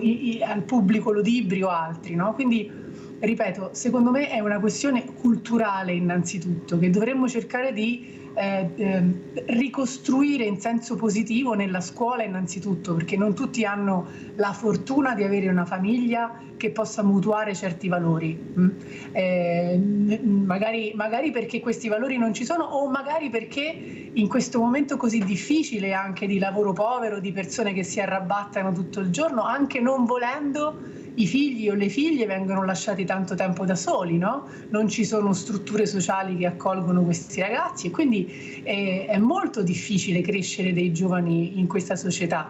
C'è un detto molto bello, che per crescere dei giovani ci vuole una comunità, no? E ecco, forse noi dovremmo concentrarci molto sulle comunità, dovremmo cercare di potenziare i servizi nelle scuole, anche i servizi psicologici nelle scuole, perché quanto di questo disagio è un disagio profondo psicologico, no? E chi è che li ascolta questi ragazzi prima che questo disagio si trasformi in un'attitudine violenta? Quindi insomma io credo che anche la possibilità di conoscere le associazioni di volontariato, di essere coinvolti, quella della musica che raccontava prima è un progetto bellissimo, proprio perché i ragazzi non solo sono coinvolti, ma vedono i frutti del loro impegno nella bellezza, e questo è un nutrimento profondo. Sì, però vede, dottoressa, ho anche detto che questa orchestra non ha ricevuto €1 e si aveva fatto richiesta. Capisce che tra il dire e il fare c'è di mezzo il mare. Invece dovrebbero avere delle priorità. Quando tu aiuti dei giovani in percorsi culturali importanti dovresti supportare. Invece poi vediamo che i soldi vengono dati a pioggia agli amici degli amici, a quello che secondo qualcuno ha più voti, porta più visibilità, e questo non va bene. Non va bene anche per esempio la mortificazione di questi giovani che dicono: ma come? Noi ce la mettiamo tutta, ci impegniamo nello studio, nella cultura e nell'arte, veniamo ripagati in questa maniera. Ma soprattutto lei ha detto bisogna fare comunità, ma ce l'abbiamo la comunità? Solo le associazioni di volontariato che ha detto lei, dottoressa Corrado, che però non riusciamo ad agganciare questi giovani. Loro sono stanchi, l'ho detto anche prima, della lezioncina in classe. Dovete dare una legge che ci dia la possibilità di fare educazione civica all'interno delle associazioni di volontariato, renderli protagonisti. Sono loro che devono imparare, sbagliare, ma imparare qualcosa. Siamo 7.500 associazioni di volontariato, dottoressa, e non abbiamo giovani, tutti quanti che hanno il problema di non avere giovani. Ci sarà pur qualcosa che poi vediamo che se gli intrighi questi giovani rispondono, ci sono, però bisogna andarli a prendere, perché da soli non arriveranno mai. Ma io non posso trovarmi il dirigente che mi dice mi porti il progetto e poi vedremo. Ho già capito che non gliene frega niente, capisci quando parlo dove voglio parare, vienimi incontro. E invece io devo essere fortunato ad avere quella scuola, quell'insegnante, e allora tutto va bene. Se non ce l'ho cosa faccio? Prego, dottoressa Corrado. Guardi, io sono assolutamente d'accordo e quando parlo di progetti culturali parlo anche della possibilità di finanziarli, perché chiaramente tutti questi progetti hanno bisogno di risorse e hanno bisogno di risorse ben spese, come lei giustamente sottolineava. Non sono cose che si possono fare esclusivamente sulle spalle del volontariato, anche perché per poter essere diffuse, per poter essere distribuite a più persone possibile, c'è bisogno di personale qualificato, c'è bisogno di strumenti, di materiali, e queste cose ovviamente hanno un costo. Per quello purtroppo i tagli che vengono fatti sistematicamente alla scuola e alla cultura sono tagli che vanno dritti sul nostro presente e sul nostro futuro, sono tagli gravissimi di cui oggi ci sembra di poterci lamentare, ma i cui effetti si vedono domani, dopodomani, sempre più profondamente, no? Quindi questa questione dell'educazione civica soprattutto, lei lo sa, no? Io sono un ecologista, io ho sentito parlare la prima volta di ambiente nelle scuole elementari e da allora è diventata la mia passione, no? Quello che si impara veramente in quegli anni, negli anni in cui siamo tutti delle spugne, siamo tutti più sensibili, sono cose che poi ti accompagnano nel corso di tutta la tua vita. E quindi io credo che innanzitutto appunto l'investimento nella cultura, nella scuola, potenziare il potenziale delle scuole anche attraverso finalmente maggiori assunzioni, avere più persone nelle scuole, perché quanti professori che ci credono veramente si arrabattano cercando di tenere in piedi veramente con gli spilli dei progetti che sono a disposizione di tutti, no? Purtroppo anche quest'anno sono state definanziate le attività nelle scuole e questo è veramente molto grave. E poi la questione dei giovani, io credo anche questo, che più noi abbiamo un problema e lo so che lo seguite tantissimo anche con la sua associazione, siamo in un momento di crisi profonda, le persone non arrivano alla fine del mese, non ci arrivano perché le bollette dell'energia costano troppo, non ci arrivano perché la sanità pubblica è talmente al collasso che molto spesso bisogna andare nella sanità privata, chi se lo può permettere, l'inflazione è aumentata, quindi anche il cibo di qualità costa tanto, no? E quando le persone devono fare i conti per arrivare alla fine del mese per mettere insieme il pranzo con la cena, purtroppo la prima cosa che salta è occuparsi degli altri. Quindi tanti giovani anche non sanno veramente cosa fare del loro futuro e in questo momento così difficile pensare al volontariato purtroppo sembra un lusso, anche questo. Ma le sembra corretto, dottoressa Corrado, che noi nel mondo del volontariato dobbiamo pagare per fare volontariato? Dobbiamo girare col commercialista? Ma le sembra una cosa normale che a fine anno deve ancora arrivare il 5 per 1000 e se è arrivato in questi giorni non dandoci la possibilità, io il 5 per 1000 lo adopero per aiutare, dottoressa, lo adopero per cercare di alleviare quella sofferenza che ormai con 2 stipendi o con una pensione non ce la fanno a sopravvivere. Ma qui la politica dovrebbe intervenire. Dottoressa, 5 per 1000 non sono soldi che vanno alle associazioni, che lo Stato incassa, il governo incassa, ma poi li deve distribuire. Non è possibile che questi soldi se li tengono finché decidano loro quando darli e come darli. E soprattutto il mondo del volontariato con la burocrazia, siamo sommersi di burocrazia, non ce la facciamo più, molti se ne sono andati. Qui dovete intervenire, dottoressa, perché se veramente eliminate il mondo del volontariato, parlo in generale naturalmente, dottoressa Corrado, se eliminate il mondo del volontariato, guardate che non c'è per nessuno e l'abbiamo dimostrato anche nella pandemia l'importanza del volontariato, che può accadere in qualsiasi momento, perché basta alzare il telefono e il volontariato arriva, però bisogna vedere anche volontariato e volontariato, chi è, cosa fa. Calma con questo volontariato, e molti si riempiono la bocca, c'è un volontariato che non è volontariato, è pagato, sono cooperative, bisogna fare anche chiarezza su questo, invece c'è poca trasparenza. Prego, dottoressa Corrado. Guardi, sono d'accordo con lei tantissimo, sono tanti anni purtroppo che il mondo del terzo settore viene addirittura certe volte colpevolizzato, criminalizzato, invece è quello che tiene in piedi le nostre società. Quando, ecco, anche le sindache prima, no, dicevano che gli enti pubblici, che sono la prima linea rispetto a tutto quello che succede su un territorio, subiscono sempre di più tagli di risorse, e tagli di risorse significa anche l'incapacità poi di poter intervenire quando succedono cose rispetto ai più fragili, oppure ecco, pensiamo pensiamo anche agli eventi meteorologici estremi, no? Che abbiamo vissuto, che il nostro territorio purtroppo vive sempre più frequentemente. Senza il volontariato, come avremmo fatto? La protezione civile è piena di associazioni di volontariato, che è un volontariato poi professionalizzato, no? Come il volontariato culturale, è un volontariato con anni di esperienza, che si forma, che fa corsi di formazione, che somministra corsi di formazione. Non so cosa è partito, dottoressa, ma sentiamo un rumore in sottofondo incredibile, non so cosa sia, qui sentiamo. Ecco, adesso è cessato. Ecco, no, adesso riprende. Allora salutiamo intanto, che mettiamo a posto anche il dottor Salvatore Cauchi, segretario provinciale Sindacato Medici Italiani. Grazie dottor Cauchi di essere qui. Abbiamo anche la dottoressa Annalisa Corrado, europarlamentare, ecco, con noi, in maniera che si vuole chiedere qualcosa, dottor Cauchi, alla dottoressa Corrado, che può rispondere anche per quanto riguarda questi medici italiani che sono in forte difficoltà.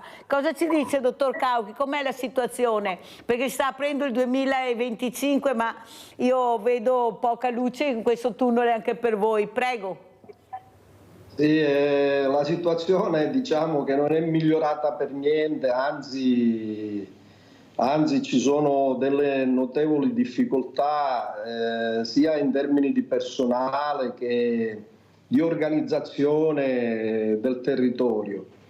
Noi medici di medicina generale siamo in forte sofferenza sia in termini di quantità, cioè siamo molti di meno di quanto dovremmo essere, e sia in termini contrattuali, in quanto abbiamo il nostro contratto di lavoro bloccato da ben 4 anni, quindi, che dovremmo rinnovare. E la Regione non sembra che faccia orecchie da mercante. Questo perché ci troviamo a lavorare innanzitutto da soli, poi dopo lavorando da soli abbiamo un notevole afflusso di pazienti, che sono molti più rispetto a quelli che dovremmo avere, e quindi ci troviamo veramente in difficoltà e non riusciamo a dedicare il tempo dovuto ai nostri pazienti. Ecco. Ci tocca a volte anche fare turni di CA e quant'altro, perché anche lì c'è una notevole sofferenza. Anche perché c'è una popolazione, dottor Cauchi, che sta invecchiando, diversamente giovane, e perciò ancora di più con la possibilità di ammalarsi di certe patologie. Ecco, dove si andrà a parare, dottor Cauchi, secondo lei, non avendo fatto pianificazione, programmazione e prevenzione? Prego. Ma io non voglio fare il menagramo, però se andiamo avanti di questo passo, sicuramente medici del territorio ce ne saranno sempre di meno. Come ha detto lei giustamente, la popolazione anziana sarà sempre di più, la cronicità aumenterà, e quindi in qualche modo bisognerà dare dei servizi. E io non voglio fare appunto l'uccello del malaugurio, pensare male, ma si cercherà sempre più l'aiuto, diciamo, tra virgolette, delle cooperative sanitarie. Ecco. Quindi saremmo sostituiti probabilmente, questa è una deduzione che sto facendo, ma si vede comunque in altri servizi dove non c'è personale medico o infermieristico, e sono stati sostituiti o stanno per essere sostituiti da personale di cooperative. Dottoressa Corrado, non so se ha sentito quello che ha detto il dottor Cauchi. Ecco, veramente è impressionante i numeri che abbiamo rispetto alle necessità, questi medici che mancano, l'ha detto il dottor Cauchi, che è il Sindacato Medici Italiani. Ecco, soprattutto bisogna capire dove si vorrà andare a parare questi soldi del PNRR che sono arrivati. Una parte si dovrà restituire, ma una parte, ecco, non si deve restituire. Che fine hanno fatto? Erano programmati per il terzo settore è molto importante, eppure hanno preso altre strade, soprattutto le strade del cemento. Ecco, molte realtà che veramente io capisco che potrebbero anche servire, ma se non ho le persone competenti da mettere all'interno, io vorrei capire cosa servono queste strutture. Abbiamo eliminato gli ospedali per farne altri, qui non tornano i conti. Pensare male si fa peccato, però qualche volta ci si azzecca, dottoressa Corrado, i numeri non tornano alle esigenze che ha il cittadino italiano e non solo italiano. Prego. Sì, è una cosa gravissima questa del disimpegno sul sistema sanitario nazionale, lo dicevo prima, no? Perché impatta fortissimo sulle tasche delle persone. E poi questo tema delle cooperative o anche dei contratti dei cosiddetti gettonisti è un doppio problema, perché innanzitutto avendo lo Stato con la finanziaria anche quest'anno purtroppo definanziato il sistema nazionale, che cosa succede? Che le regioni, che comunque in qualche modo devono rispondere e hanno una carenza di organico spaventosa, perché in Italia mancano 30.000 medici e 70.000 infermieri, che è un dato gravissimo, soprattutto perché appunto la popolazione invecchia e invecchiando le problematiche di salute sono sempre più diffuse fra tutte le persone, no? E quindi ci sarebbe bisogno di più assistenza. E poi addirittura c'è questo fenomeno che, essendo rimasti in pochi i medici, gli infermieri, sono sottoposti a uno stress incredibile e anche all'aggressività delle persone. Quanto abbiamo visto che vengono anche insultati, se non assaliti, aggrediti, perché le persone sono estremate, hanno magari una persona che sta male e non riescono ad avere nemmeno informazioni. I medici e gli infermieri devono fare i tripli e i quarti turni e chiaramente la situazione diventa esplosiva. E ulteriormente che cosa succede? Che le regioni per fare fronte ricorrono alle cooperative e ai gettonisti, che paradossalmente costano molto di più del sistema sanitario nazionale, quindi c'è uno spreco di risorse impressionante. E non solo, queste cooperative sono esterne, quindi non conoscono le procedure così profondamente, non sono così addentro alle regole di quell'ospedale, quindi ogni volta che cambia un medico bisogna ricominciare da capo nella formazione delle procedure specifiche di quel luogo, quindi questo è un danno veramente molto grave a tutto il sistema sanitario. Dottoressa Corrado, mi scusi, una volta eravamo in tantissimi, erano in pochissimi che avevano queste competenze, dalla sanità alla scuola, tutto, eppure si stava bene. Adesso siamo diminuiti, abbiamo ancora competenze, però non riusciamo a gestirle, perché non è possibile che a settembre la scuola riparte e siamo sempre con gli stessi problemi. Non è possibile che da anni questi medici dicono i problemi che hanno e come risolvere, nessuno li ascolta, ma perché non si ascolta quelli che hanno le idee, che possono veramente portare un'aggiunta in più a quello che magari è il pensiero magari della politica? Cerchiamo di ascoltare le persone competenti che sanno. Ad esempio, dottor Cauchi, cosa chiederebbe lei all'europarlamentare Corrado? Prego, dottor Cauchi. Che si facesse da facilitatrice verso i nostri politici locali per fare in modo che assumessero più medici e infermieri. Cioè, questo è veramente, come diceva la senatrice e l'europarlamentare, la dottoressa, è sintomatico, perché io ho saputo, così come segretario, queste cose le so, che in alcuni pronti soccorsi il giorno di Natale o giù di lì bisognava essere in 3, si sono trovati con un solo medico in servizio. Quindi questo è un documento sia della salute del collega e sia della qualità anche delle cure, perché deve ben capire che in un periodo di pandemia influenzale,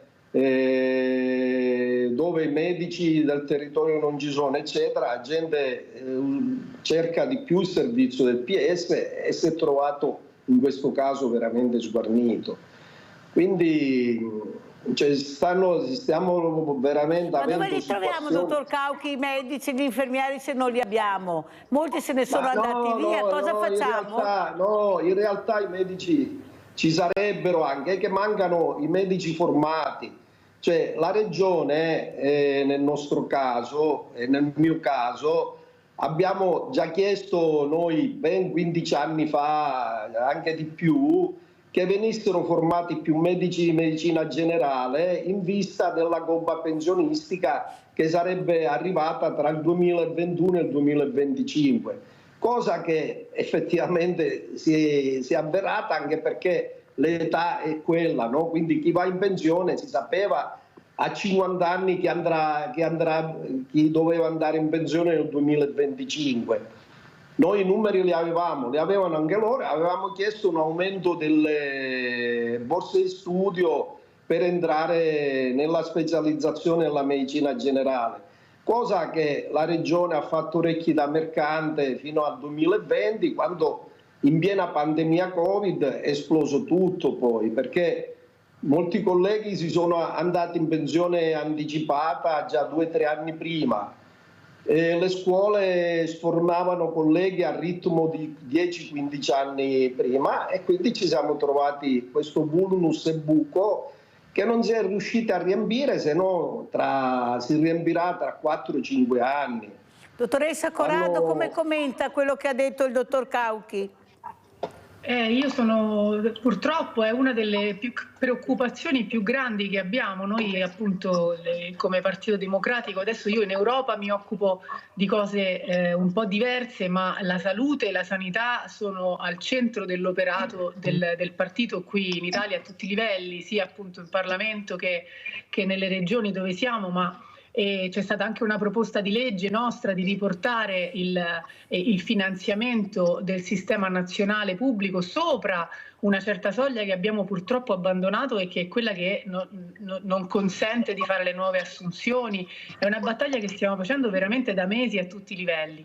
Purtroppo non siamo stati ascoltati, in finanziaria non c'è stato questo finanziamento che noi abbiamo chiesto di mettere sulla sanità, perché è vero che i soldi sono pochi, però a maggior ragione quando sono pochi vanno spesi bene e a nostro avviso spenderli sulla sanità, sulla salute pubblica è la spesa più importante e più urgente in questo momento nel nostro paese. Quindi abbiamo fatto anche una lunga campagna d'ascolto, perché come dicevate prima, se tu non parli con le persone che vivono i problemi in prima linea e pensi che dalle stanze del potere in qualche modo ti fai un'idea di quello che succede nel paese, è profondamente sbagliato.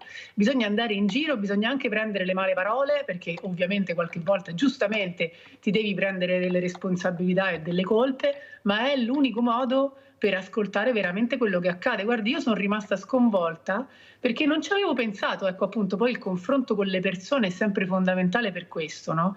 Si parla tanto delle liste d'attesa per fare un esame, per fare la prevenzione, no? Che sono cose fondamentali ovviamente per la nostra salute, ma non avevo mai fatto mente locale alle liste d'attesa per un'operazione.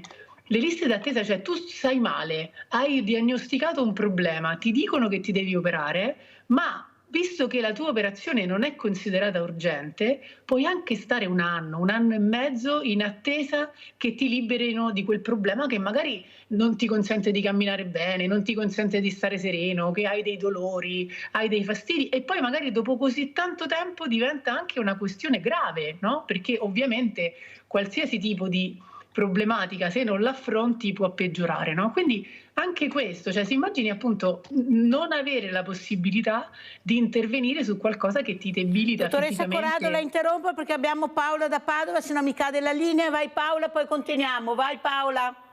Sì, pronto, buongiorno, ciao Mirella, ciao. Buongiorno a tutti e grazie sempre per l'opportunità. Allora, io mi volevo rivolgere un po' a tutti, ma i problemi della sanità sono in questi ultimi 3 anni perché sembra che tutti stiano prendendo voce, hanno tanta voce in capitolo adesso da quando c'è un governo non più di sinistra o quel che era prima. Dunque certo che no, che i problemi sono troppi anni che nella sanità covavano e che si vedevano comunque, solo adesso sembrano esplosi. Allora, innanzitutto io faccio anche un appello ai medici di famiglia, 18 ore alla settimana, è un orario pazzesco, d'accordo che fanno qualcosina in più a volte, ma è proprio un qualcosina, qui bisognerebbe che si mettessero una mano sulla coscienza anche loro che siamo allo sbando.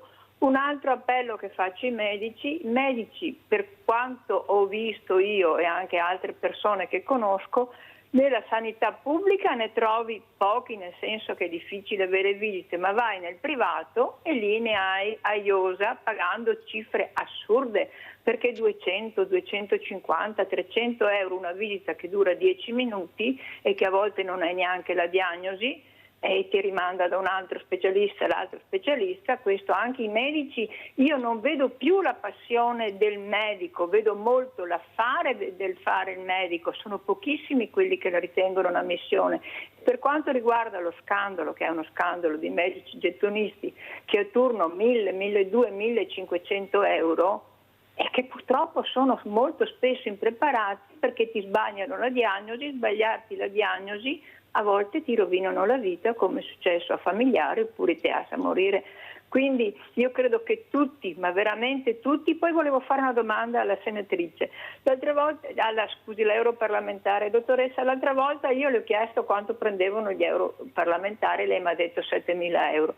Io preferirei che dicesse, io non so se gli restano in tasca netti 3.000, 2.000, perché quando uno, la cifra in totale che noi cittadini le paghiamo, che poi voi dite i portaborse, gli impiegati, i viaggi, perché li avete gratis per quanto mi risulta, ma anche un operaio che prende 1.300 euro poi ha le sue spese di spostamenti, la macchina da pagare, perciò dica chiaramente quanto prende ogni mese in totale, cioè quanto i cittadini sborsano, e soprattutto sarebbe veramente cosa opportuna, non solo per lei ovviamente, per tutti i parlamentari, che dicessero quali sono i risultati raggiunti, perché che uno vada o al Parlamento italiano o all'europeo, che vada anche lì con tutte le sue presenze, benissimo, è il minimo di dovere visto che siete strapagati, ma soprattutto quali risultati, perché se siamo in queste condizioni, il cittadino vi strapaga, ma evidentemente non avete fatto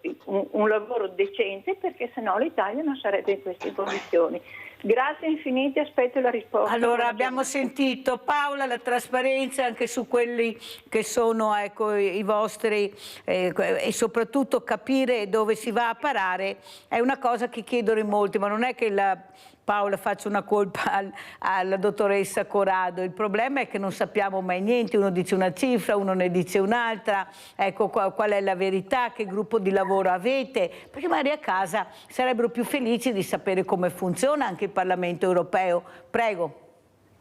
Ma guardi, allora la trasparenza innanzitutto è fondamentale, c'è una pagina dedicata a ciascun europarlamentare sul sito del Parlamento europeo in cui sono ma sa listate che diversamente tutte le giovani magari non la sanno adoperare, dottoressa? No, le do come informazione, quindi lì innanzitutto c'è tutto, cioè c'è tutte le attività che facciamo a livello legislativo, quali sono i dossier che seguiamo, quali sono le persone che incontriamo, perché anche lì è importante sapere con chi si confronta un europarlamentare, no? Perché lì ci sono tanti che vanno, propongono, e quindi è giusto dare trasparenza anche ai gruppi di interesse, i gruppi, le ONG, gli esperti che tu hai incontrato, per capire come ti formi la tua idea, come ti relazioni con le forze in gioco, con il territorio, dove sono i territori che incontri. Poi io,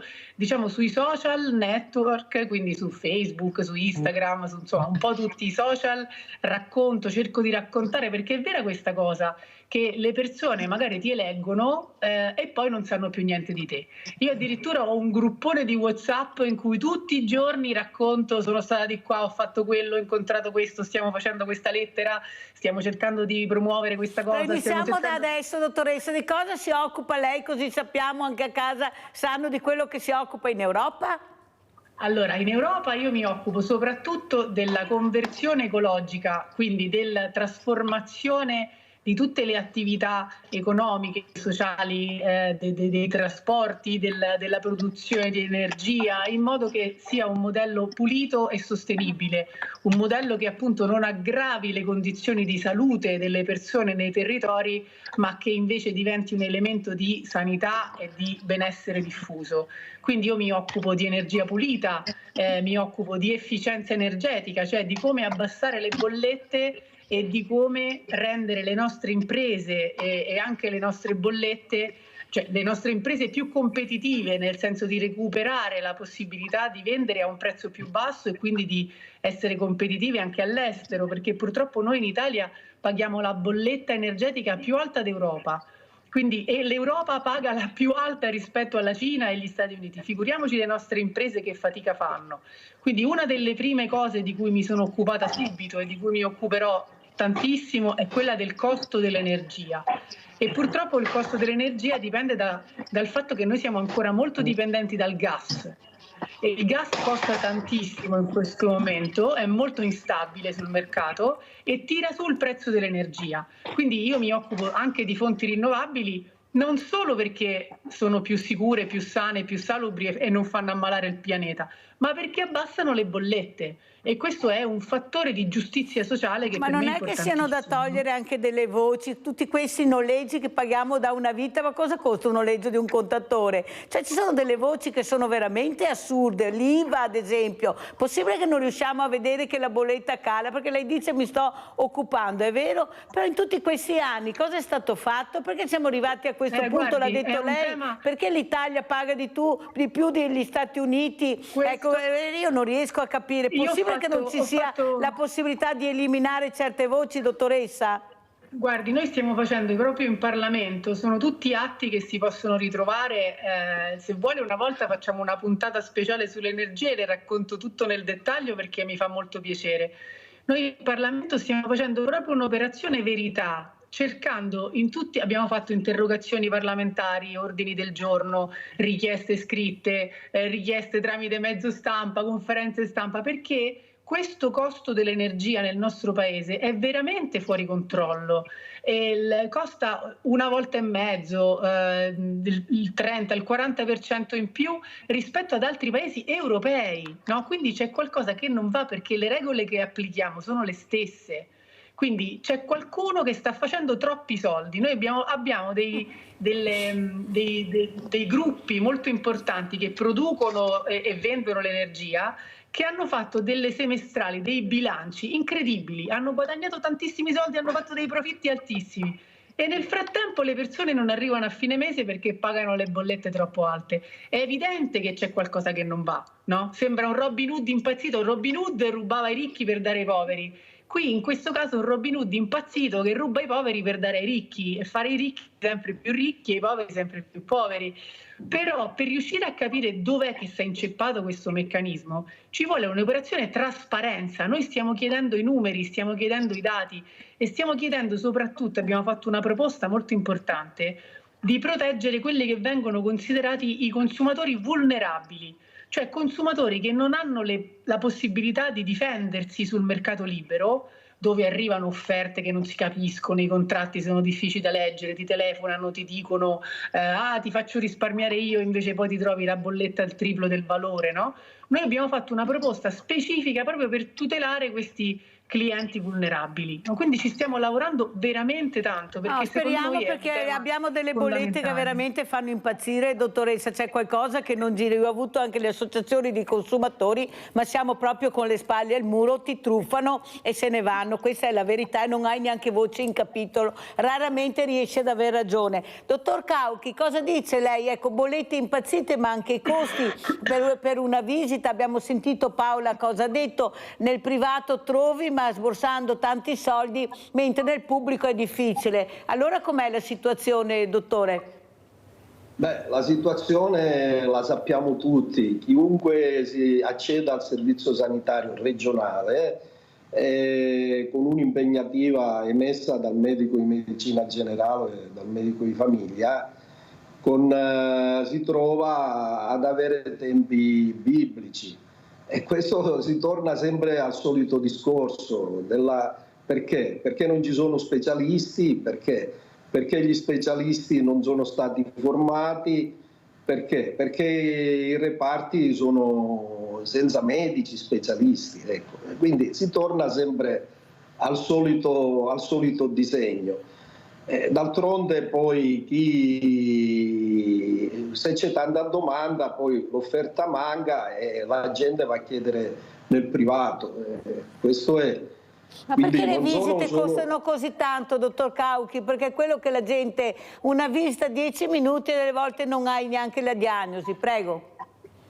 Allora, se io faccio anche uno specialista, sono anche un medico specialista, quindi quando la faccio personalmente, poi non parlo per i colleghi di cui non so, io almeno mezz'ora del mio tempo gliela dedico, ma anche di più se c'è da dare, anche perché ho un paziente che paga, quindi che paga e vuole i miei servigi e li cerca, e quindi devo dargli risposte.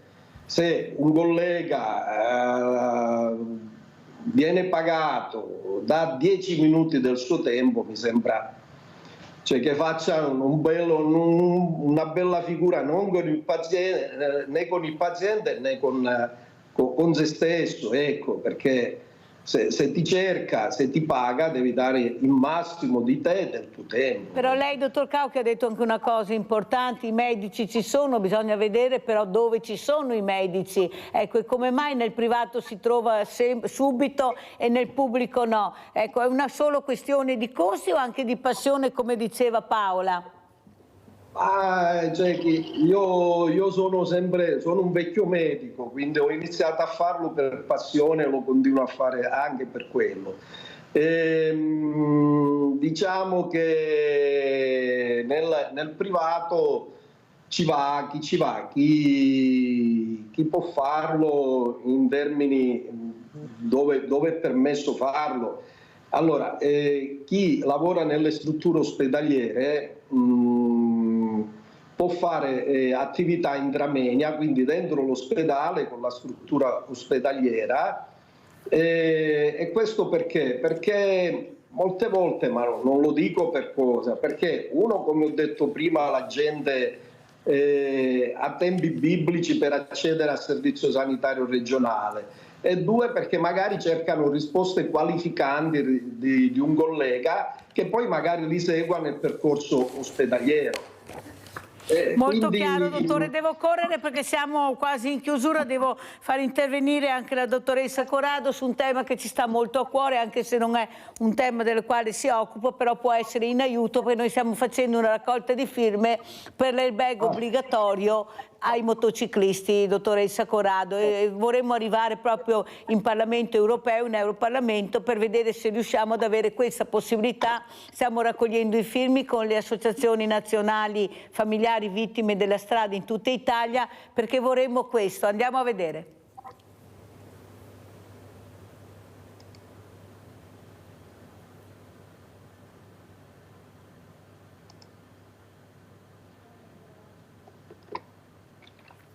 Vediamo se parte l'airbag.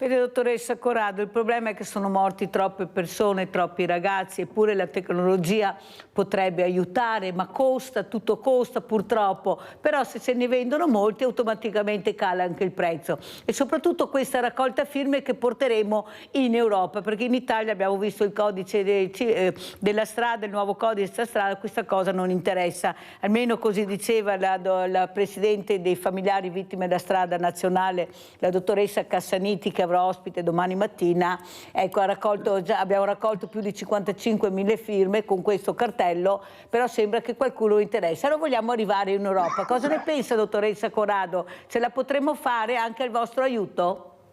Ma io confesso la mia ignoranza, non conoscevo questa raccolta firme, quindi se mi manda qualcosa volentieri me lo studio e vediamo cosa possiamo fare anche per dare eventualmente ancora più visibilità. Io sul codice della strada sono molto preoccupata, abbiamo criticato fortissimamente, anche perché prima si parlava di uno dei temi più importanti, no? Che è la velocità. Cioè quante volte purtroppo ecco, la morte per incidenti stradali è la prima causa di morte dei giovani. Sì, sicuramente sia in moto, motorino, ma anche a piedi, in bicicletta, persone che attraversavano sulle strisce, e tantissime volte il fattore che è quello più grave è la velocità, e a noi dispiace moltissimo perché questo codice della strada invece non ha accettato tutte le proposte che si possono fare, soprattutto in città, in ambito urbano, per ridurla la velocità. E sembra che si possano pensare solo a città autocentriche, no? In cui per forza uno deve avere diritto di andare veloce e di infischiarsene di quello che succede poi sulle strade.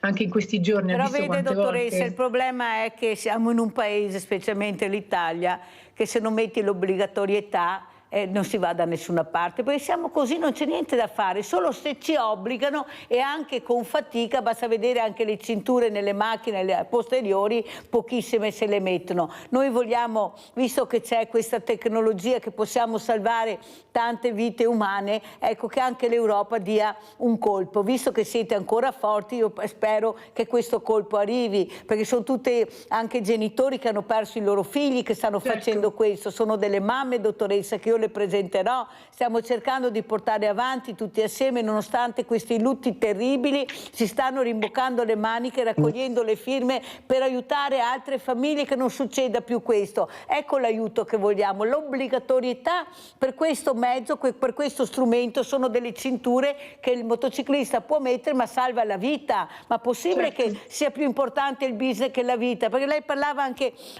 di un ambiente anche ecologico. Sì, ma stiamo continuando a parlare di terza, quarta corsia, e abbiamo un paese che è circondato dall'acqua, con dei porti bellissimi, con dei progetti che neppure vengono visionati. Abbiamo i treni, eppure non si parla sempre di cemento, di terza, quarta, andremo a finire a 10 corsie, perché noi copiamo dall'America, dove vediamo le strade a 8 corsie. Ecco, continuiamo a puntare su quello. Prego, dottoressa.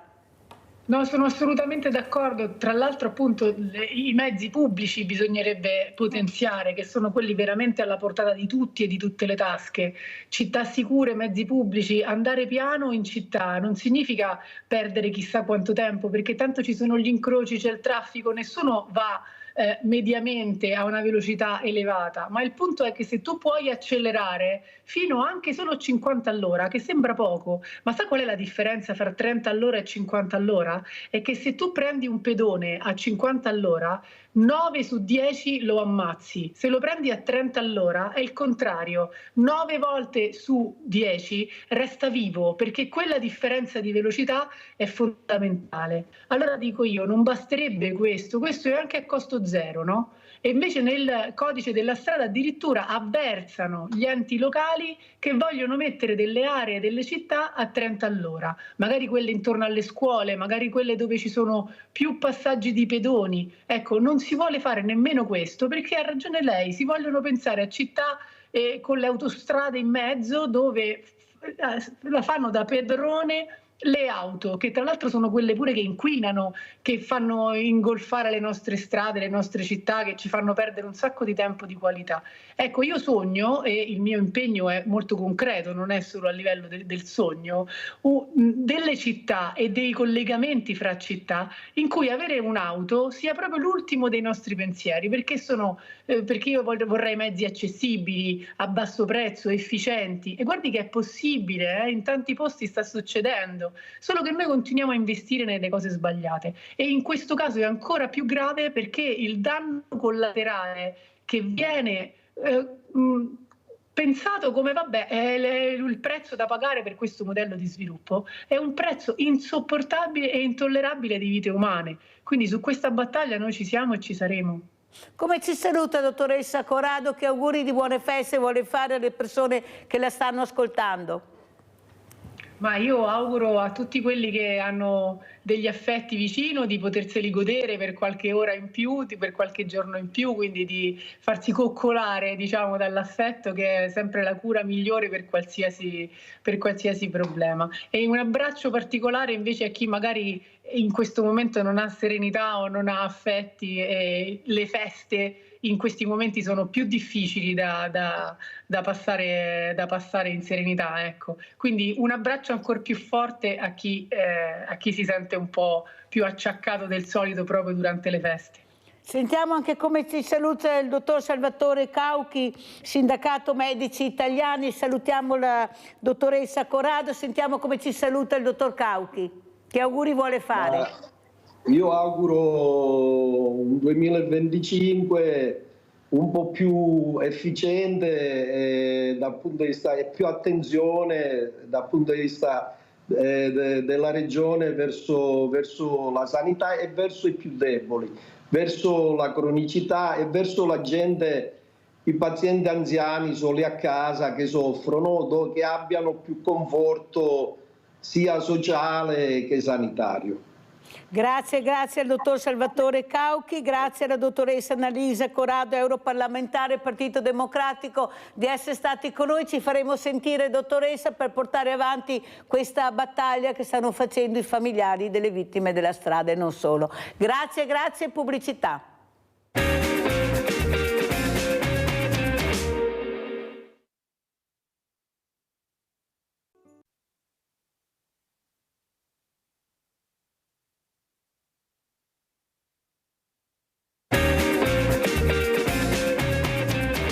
Presento due ospiti graditissimi, un'amica della Mirella da tanti anni, veramente, adesso cosa farò, cosa dirò, cosa è la trasmissione. Allora vi presento Antonella Ruberti, Presidente Associazione Matite Colorate, assieme ad Anastasia Trono, Vicepresidente Matite Colorate. Cosa sono le Matite Colorate? Prego, Presidente. Che associazione c'è? Grazie Mirella per l'invito soprattutto, e spiegherò brevemente cosa noi facciamo come Matite Colorate.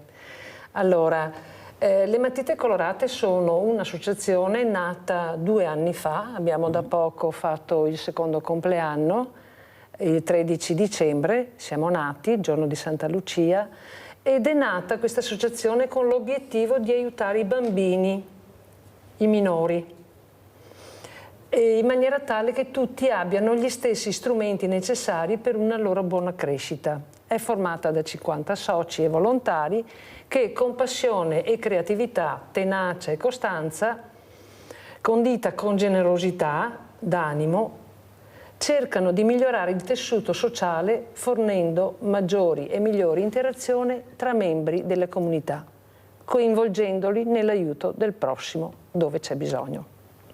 Allora saluto anche il dottor Massimiliano Panarari, sociologo, professore Università di Modena, Reggio Emilia. Grazie professore di essere qui con noi, ma soprattutto l'importanza della sociologia. Ecco, qui abbiamo un'associazione che sta spiegando l'interesse soprattutto per i bambini, per i fragili. Qui quando parliamo di fragilità parliamo a 360 gradi, però siamo molto preoccupati, dottor Panarari, perché ci sembra che la politica stia andando da un'altra parte. Ecco, si parla molto di cose, ad esempio, che nel Paese al momento non servirebbero, invece serve un ascolto ai più fragili, ai più deboli e ripeto che non hanno età. Cosa sta succedendo? Com'è la situazione? Soprattutto sono tutti orientati alle elezioni. Io sono molto spaventata perché ho paura che stiano passando sopra anche il mondo del volontariato, delle fragilità, pur di avere visibilità e di prendere voti magari per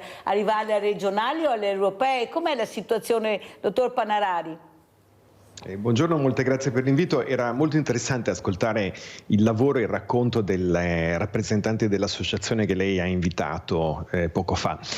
Io credo che ci siano due ordini di problemi. Uno è di carattere anche politico, come lei evidenzia giustamente, l'altro riguarda delle tendenze sociali che si sono radicate e sono diventate sempre più marcate ed esasperate all'indomani della terribile pandemia, che purtroppo ha ovviamente, relegando le persone in casa, ha infragilito ulteriormente il tessuto del volontariato e del terzo settore, che oggi è particolarmente debole nonostante la sua straordinaria importanza nel nostro paese e il suo ruolo anche di supplenza rispetto alla politica nel cercare di colmare i tanti buchi, purtroppo e malauguratamente, del nostro sistema di protezione sociale di welfare, che da molti punti di vista è più debole rispetto a quello delle altre democrazie liberali rappresentative e che assegna un grande posto alle famiglie, ma in una chiave che è più che solidaristica è per l'appunto di richiesta, di sussidiarietà e di ruolo di vacanza rispetto alle incapacità, impossibilità o alle difficoltà fiscali e nel destinare risorse dello Stato.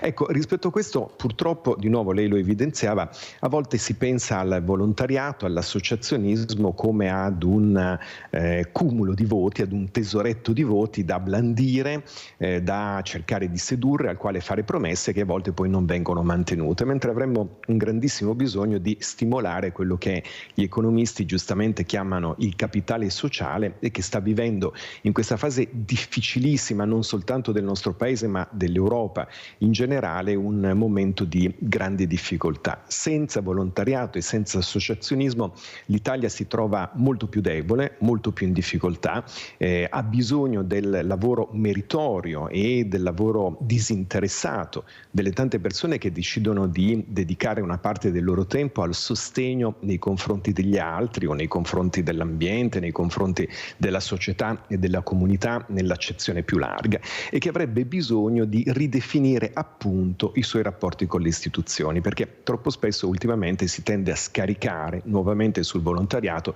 una serie di attività che invece richiedono risorse che dovrebbero essere retribuite anche da parte degli enti locali e di alcuni livelli delle amministrazioni, mentre pensare il volontariato come un tappabuchi appunto è esattamente quello che non dovrebbe essere, mentre al contrario bisognerebbe anche promuovere campagne educative, campagne di stimolo nei confronti dei più giovani, soprattutto in un contesto di nuovo in cui la condizione giovanile è anche stata fortemente ferita e resa ancora più problematica dalla lunghissima parentesi del Covid e della pandemia. Dottor Panarari, però è anche vero che in questo momento il mondo del volontariato si trova in mille difficoltà, soprattutto bisogna pagare per fare il volontariato, dobbiamo girare col commercialista, molti volontari se ne sono andati perché veramente era un'impresa anche fare le nuove iscrizioni, ci cambiano continuamente nome, ODV, e dopo alla fine siamo sempre là.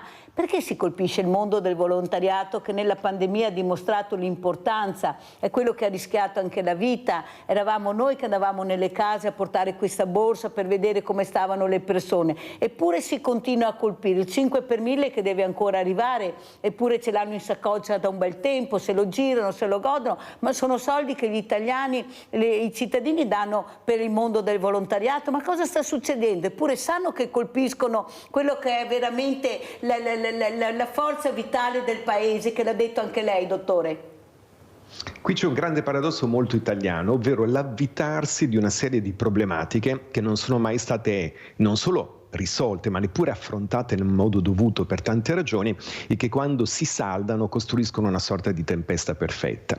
Ora è vero che soprattutto all'interno di un certo mondo circolistico e di locali a volte si utilizza l'addizione di volontariato o di associazionismo per cercare di sottrarsi agli obblighi fiscali. Ecco, questa forma di elusione fiscale deve essere oggetto di un controllo, di un'attenzione, di un monitoraggio, ma accanto a questa dimensione dimensione, che peraltro non viene svolta con la dovuta severità e la dovuta attenzione, ritorna il grande problema italiano, quello della burocratizzazione in una logica di comando e soprattutto di controllo della società civile, che è tipica appunto degli apparati burocratici di questo nostro paese, che rappresentano, lo ribadisco ancora una volta, davvero un problema gigantesco rispetto all'efficienza italiana, rispetto alla possibilità di liberare energie, rispetto al lavoro del volontariato e della società civile, che non può essere sottoposta a 1000 lacci-lacciuoli, alcuni dei quali, come lei evidenziava, diventano davvero insostenibili, perché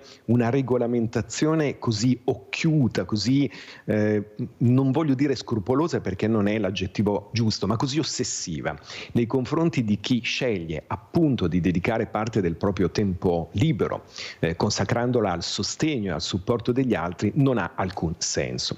Allora, non c'è dubbio che qualunque forma di irregolarità fiscale, e ce ne sono state nel passato, tuttora ce ne sono, deve essere sottoposta ad accertamenti e deve essere appunto repressa. Ma non si può andare nella direzione di soffocare e imbrigliare le energie dei cittadini, cosa che peraltro avviene anche purtroppo in tanti campi economici, perché la burocrazia è davvero un labirinto kafkiano che si autoalimenta, vive di norme, vive del puro rispetto, o meglio della richiesta dell'adempimento alla lettera della legge, in un contesto peraltro, nuovamente ancora una volta lei lo ricordava, in cui esiste una superfettazione legislativa, ovvero una continua produzione di norme che a volte cadono in contraddizione, che rendono complicatissimo la decifrazione di quello che si vuole fare per mettersi in regola. Allora, questa è una nuova, ancora una volta, un'anomalia tipicamente italiana, perché in altri paesi invece il volontariato, che è stato meno importante, meno diffuso, meno significativo dal punto di vista della diffusione all'interno dell'opinione pubblica e della popolazione di quei paesi, è stato invece molto più oggetto di rispetto, letteralmente, è stato fortemente incoraggiato e non è stato sottoposto a questa forma di soffocamento burocratico che purtroppo è tipicamente italiana e che riguarda tanti aspetti della nostra esistenza, rispetto ai quali nessun esponente della classe politica vuole o in condizione di mettere rimedio, mentre sarebbe una grande, tragica emergenza. La ringrazio veramente, dottore, io la inviterei tutte le mattine per le parole che ha usato e con quale chiarezza ha spiegato qual è il problema, è un problema tutto italiano come al solito. Però nonostante questo, Anastasia, si continua a creare, si continua ad aiutare, si continua ad avere queste associazioni, nuove associazioni per aiutare quello che veramente è il più debole, il più fragile, specialmente i bambini. Prego Anastasia. Sì, infatti Matite Colorate nasce proprio dalla volontà di offrire un sostegno concreto alle famiglie in difficoltà, soprattutto in un momento storico in cui le disuguaglianze economiche si fanno sentire sempre più pesanti. Il nostro obiettivo infatti è quello di creare un futuro migliore per i più piccoli, un futuro dove crescere, imparare e giocare senza preoccupazioni. Per raggiungere questi obiettivi abbiamo messo in campo diversi progetti. Uno di questi è la Borsa Magica, sul nostro sito è chiamato come Zaino in Spalla. Questa è un'iniziativa speciale dedicata ai bambini delle prime classi elementari. Con la Borsa Magica doniamo loro tutto il materiale scolastico necessario per affrontare il primo anno di scuola con serenità e curiosità. Un altro progetto è Tutti in Campo, perché lo sport per noi come Matite Colorate è fondamentale per la crescita dei bambini. Abbiamo creato proprio questo progetto dove noi cerchiamo di donare attrezzature sportive alle associazioni, a chi ha più bisogno e chi si occupa di questi bambini meno fortunati, promuovendo l'attività fisica e il gioco di squadre. Un altro progetto a cui noi teniamo tanto è Popcorn, un progetto che ha come obiettivo quello di sostenere i centri estivi e le attività ludiche per i bambini, offrendo loro momenti di svago e divertimento. E infine il progetto, non per ultimo, è Fiocco, una tradizione che vogliamo mantenere viva. Con questo progetto doniamo piccoli doni, un gesto simbolico per augurare un momento a loro gioioso. Questi sono solo alcuni dei nostri progetti, ma ce ne sono altri in cantiere, insomma. Anche perché siete appena nate, sì, perché sì, siete infatti, diciamo sì. nuove nel settore, però Antonella non nuova nel settore del volontariato. No. Cosa vuol dire essere volontari? Cosa vuol dire cercare di dare del tempo per aiutare il prossimo, chiunque sia e qualunque sia? Prego. Allora, essere volontari vuol dire regalare il proprio tempo senza pretendere compenso di nessun genere. Il compenso migliore che puoi avere nel regalare il tuo tempo ti arriva dopo, arriva nel momento in cui tu vedi delle fragilità, le accogli, le fai tue e poi con un sorriso ti ripaga il tempo che tu hai speso. Ripeto, regalare la possibilità di sognare a un bambino è regalare un pezzo di vita, un pezzo di storia che poi ci accompagnerà e lo accompagnerà per il resto dei suoi giorni. Ferma, andiamo a vedere il video allora di Matite Colorate, così capiamo bene cosa fa questa associazione ancora una volta fatta da donne, da figure femminili. Ecco, forse sì, questa sensibilità che c'è molto di più, c'è anche nella parte maschile. Io direi che sarebbe anche utile non parlare più di maschile e femminile, ma parlare di persone, però continuiamo a parlare di visi. Andiamo a vedere il video Matite Colorate.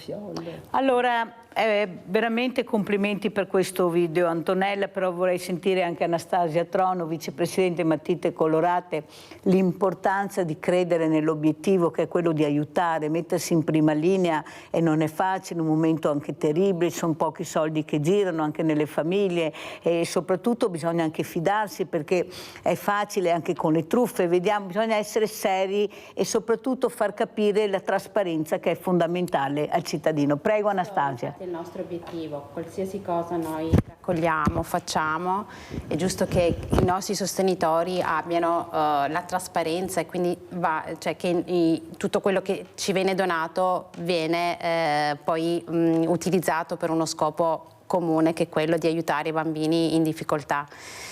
Stiamo cercando, abbiamo avuto in questi 2 anni sostenitori che, chapeau, nel senso che ci hanno aiutato nonostante non ci conoscessero, e siamo anche noi increduli su questa cosa qui, perché abbiamo fatto tanto sul territorio, non solo nel comune di Treviso, anche quest'anno abbiamo consegnato 44 borse magiche, non solo a Treviso ma anche nel comune di Volpago di Montello, San Zenone degli Zenini, Fonte. Abbiamo raggiunto 44 classi prime elementari, e questa cosa veramente, con l'aiuto dei nostri sostenitori, con il supporto di qualsiasi tipo, non solo economico ma anche materiale, scolastico, c'è stato tanto donato, abbiamo aiutato 44 prime classi. Quanto bisogno c'è? Faccia capire, Anastasia, l'importanza di capire che delle volte anche un piccolo dono, un piccolo gesto può aiutare veramente un bambino in difficoltà, perché la famiglia non può, ecco, la scuola non è sempre presente, non può fare tutto, ecco, quanto importante è anche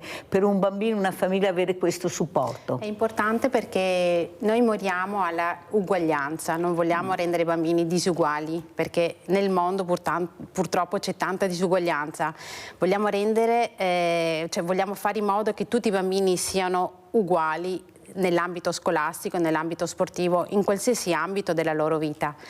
E per questo noi ci battiamo, tra virgolette, giorno dopo giorno, cercando sostegno e aiuto in tutti i fronti. Perché un'altra associazione, Anastasia? Ci sono tante associazioni, perché non unire ma creare qualcosa di nuovo? Diciamo che noi facciamo rete, il nostro scopo è, il Matite Colorate nasce non individualista, ma nasce per fare rete con le altre associazioni.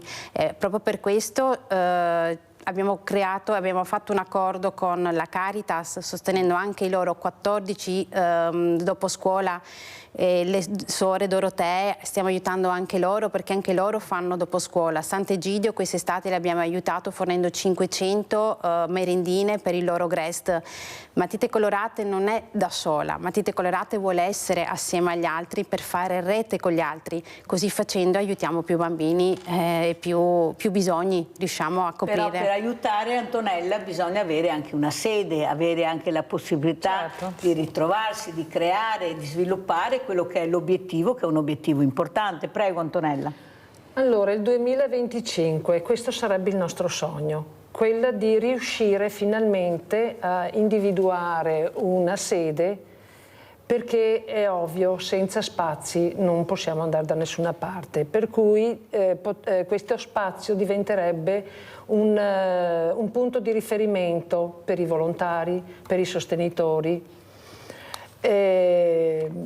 consentendo di organizzare corsi di aggiornamento che abbiamo comunque, ma li facciamo adesso alla Confartigianato che ci ospita gratuitamente, però anche i volontari hanno bisogno di un'identità, per cui cercare una casa, qualcosa che possa ospitarci, cosa vuol dire?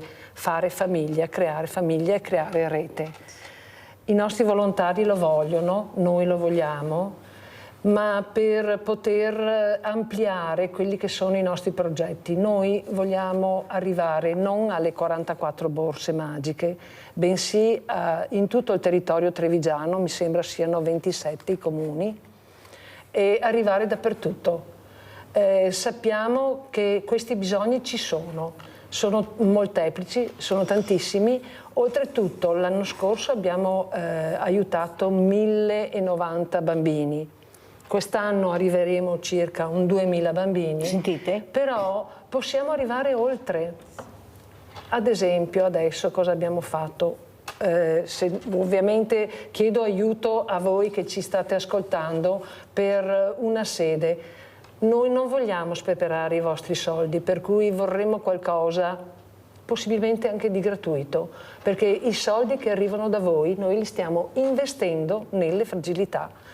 E ci sembra una cosa logica, per cui attualmente siamo un po' ospiti dalla Confartigianato, da mio figlio, a casa mia, a casa di Anastasia, dove ci accolgono a braccia aperte.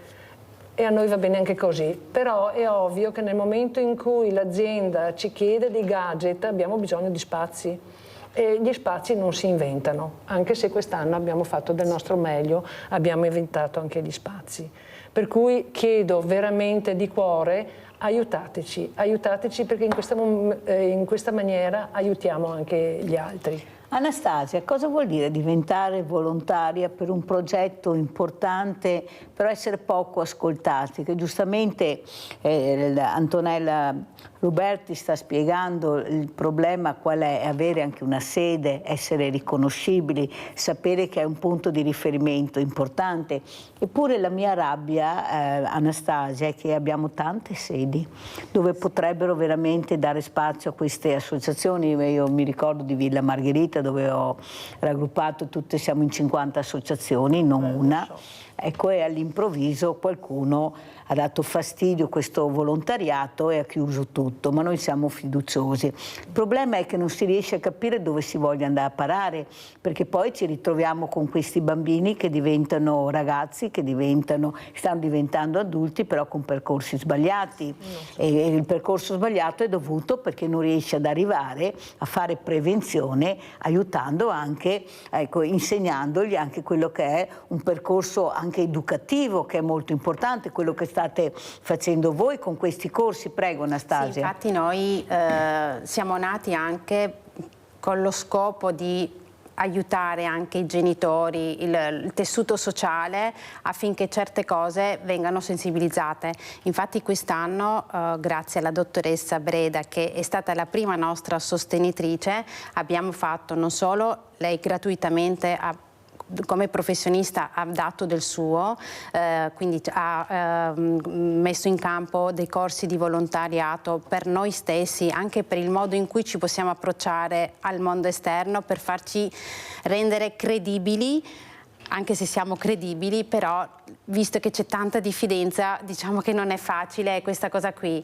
E nello stesso tempo noi crediamo che gli incontri culturali siano fondamentali per i genitori, per il tessuto sociale, perché sensibilizzando tutti viviamo meglio. Sentiamo cosa ne pensa anche il dottor Panarari, che sfortunatamente è riuscito a ricollegarsi. Ecco, questa educazione civica, quel consenso della politica, che anche i giovani dovrebbero essere coinvolti. Io darei il voto ai sedicenni, ad esempio, dottor Panarari, io ci credo, gli diamo pure il patentino e li mettiamo nella strada. Perché non dare il voto a loro? Ma non sono preparati. Cosa vuol dire essere preparati politicamente? Perché i trentenni, i quarantenni, i sessantenni sono preparati, forse. Cosa ne pensa, dottore, per cambiare un po' anche questa visione che abbiamo della politica? Prego.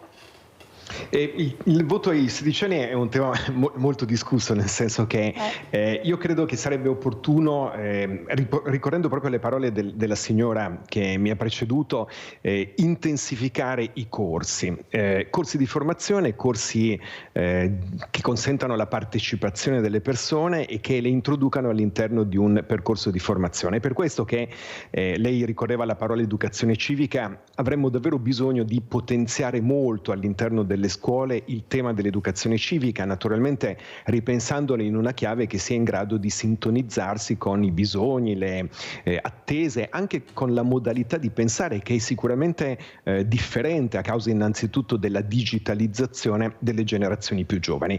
Ecco, a quel punto, dopo un grande processo di, si chiama mobilitazione cognitiva nel linguaggio della psicologia e della sociologia, di fronte ad una grande formazione intesa anche come capacità di essere attenti strumenti, di ascoltare gli altri, di ricevere contenuti culturali nuovi, il tema del voto ai sedicenni diventa un tema su cui si può discutere molto concretamente anche in termini pratici. È vero anche, come diceva lei, che non necessariamente la competenza politica, che dovrebbe essere tale, ma che in democrazia è giustamente considerata un prerequisito per il voto, non riguarda tanto l'anagrafe e non riguarda tanto l'età, perché indipendentemente per l'appunto dagli anni che si hanno, si può essere molto attenti alla cosa pubblica, molto ricettivi, disponibili ad impegnarsi per gli affari comuni, o al contrario essere totalmente richiusi su se stessi, preda dell'egoismo e dell'individualismo, anzi dell'iperindividualismo che purtroppo caratterizza fortemente la nostra società. Rispetto ai ragionamenti che facevamo prima, io credo davvero che il nodo della formazione e dell'educazione sia un nodo decisivo. Il volontariato non ha bisogno di essere stretto da regolamentazioni burocratiche fuori luogo, ha bisogno invece di corsi di formazione e di qualificazione, perché è portatore di un progetto di impegno collettivo, di impegno sociale, di sensibilità nei confronti della comunità, rispetto a cui purtroppo esistono tante diffidenze, e l'atteggiamento della burocrazia è esattamente il riflesso di una di queste diffidenze molto radicate in una società iperframmentata, monadica, iperindividualistica come la nostra. Quindi formare i volontari sarebbe un processo molto utile, molto interessante. Già lo si fa, naturalmente, voi ne siete testimonianza, ma cercare di costruire un progetto di formazione collettiva anche per presentarsi agli altri, per mostrare la ricchezza, la positività, l'utilità del volontariato. E io credo che l'associazionismo sia appunto uno dei pilastri, uno dei fondamenti rispetto ai quali si costruisce anche coscienza politica, non partitica naturalmente, ma coscienza politica nel senso dell'attenzione rispetto ai bisogni della comunità e dell'impegno nei confronti della cosa pubblica. Una cosa di cui avremmo davvero enormemente bisogno, e le istituzioni, anziché soffocare il volontariato in alcuni casi, non le istituzioni, proprio gli enti locali, la struttura amministrativa, gli apparati dello Stato, certi apparati dello Stato dovrebbero farsi promotori di un progetto di educazione e di formazione che sia in grado di suscitare interesse presso i cittadini per cercare di trasformarli, coloro che vogliono naturalmente, in volontari, e per dare tutta la strumentazione di cui l'associazionismo ha bisogno. Per richiamare di nuovo la comparazione e il confronto con altri paesi, altrove l'attenzione nei confronti della comunità e della società civile che si organizza è fortemente supportata anche in termini pubblici e in termini statali, e non oggetto invece di una assolutamente incomprensibile forma di controllo così stretto e così occhiuto come avviene da noi. Dottor Panarari, riesce a sentire una telefonata, se non mi cade la linea, poi la saluto? Certo, naturalmente. Allora sentiamo Roberto da Mira, poi salutiamo il dottor Panarari. Prego Roberto. Buongiorno Mirella e anche i suoi ospiti. Buongiorno. Solo 1 o 2 parole. Volevo farvi tantissimi complimenti, soprattutto per lei come persona, le sue capacità e altro. Punto. Poi vorrei un'altra richiesta farle, di partecipare più spesso alla Focus, come l'ho vista l'altra sera, perché lei è un faro. Basta, tutto qua. Grazie caro Roberto, buona grazie. giornata. Mi emozioni, guarda, ma io cerco di parlare col cuore, guarda, non ho mai scritto niente, lo vedono anche le mie ospiti. Ecco, io cerco di parlare, e sai la forza qual è? Che sono sempre in mezzo alla gente. Sono in mezzo alla gente, cerco di parlare, soprattutto di ascoltare. Ecco, l'ascolto è fondamentale, e poi io mi presento qui perché ho ascoltato, non ho sentito, ho ascoltato, che è diverso, e le parole e quello che racconto sono le verità che capitano al territorio e che dobbiamo affrontare. Allora grazie veramente dottor Panarari. Che auguri ci vuole fare, dottore, anche se è passato Natale, ma abbiamo anche ormai delle feste imminenti, prego. Sì, le feste ci sono ancora, quindi innanzitutto gli auguri di un buonissimo anno in un contesto, come si diceva prima, che è difficile, che quindi ha bisogno di tanta energia, tanta positività e, come diceva lei, anche di una grande capacità di ascolto. Oltre alla capacità dei volontari, ne sono testimonianza le signore dell'associazione che ha in studio, di riuscire ad avvicinarsi agli altri. Abbiamo bisogno di empatia, ovvero abbiamo bisogno di un anno nel quale, in realtà di una vita, nella quale riusciamo a spezzare un po' l'isolamento cambiamento che è anche frutto di paura, il rinserrarci all'interno di noi stessi e riusciamo a prendere in considerazione anche le ragioni, i modi di pensare degli altri avvicinandoci. Ecco, questo è il senso della politica.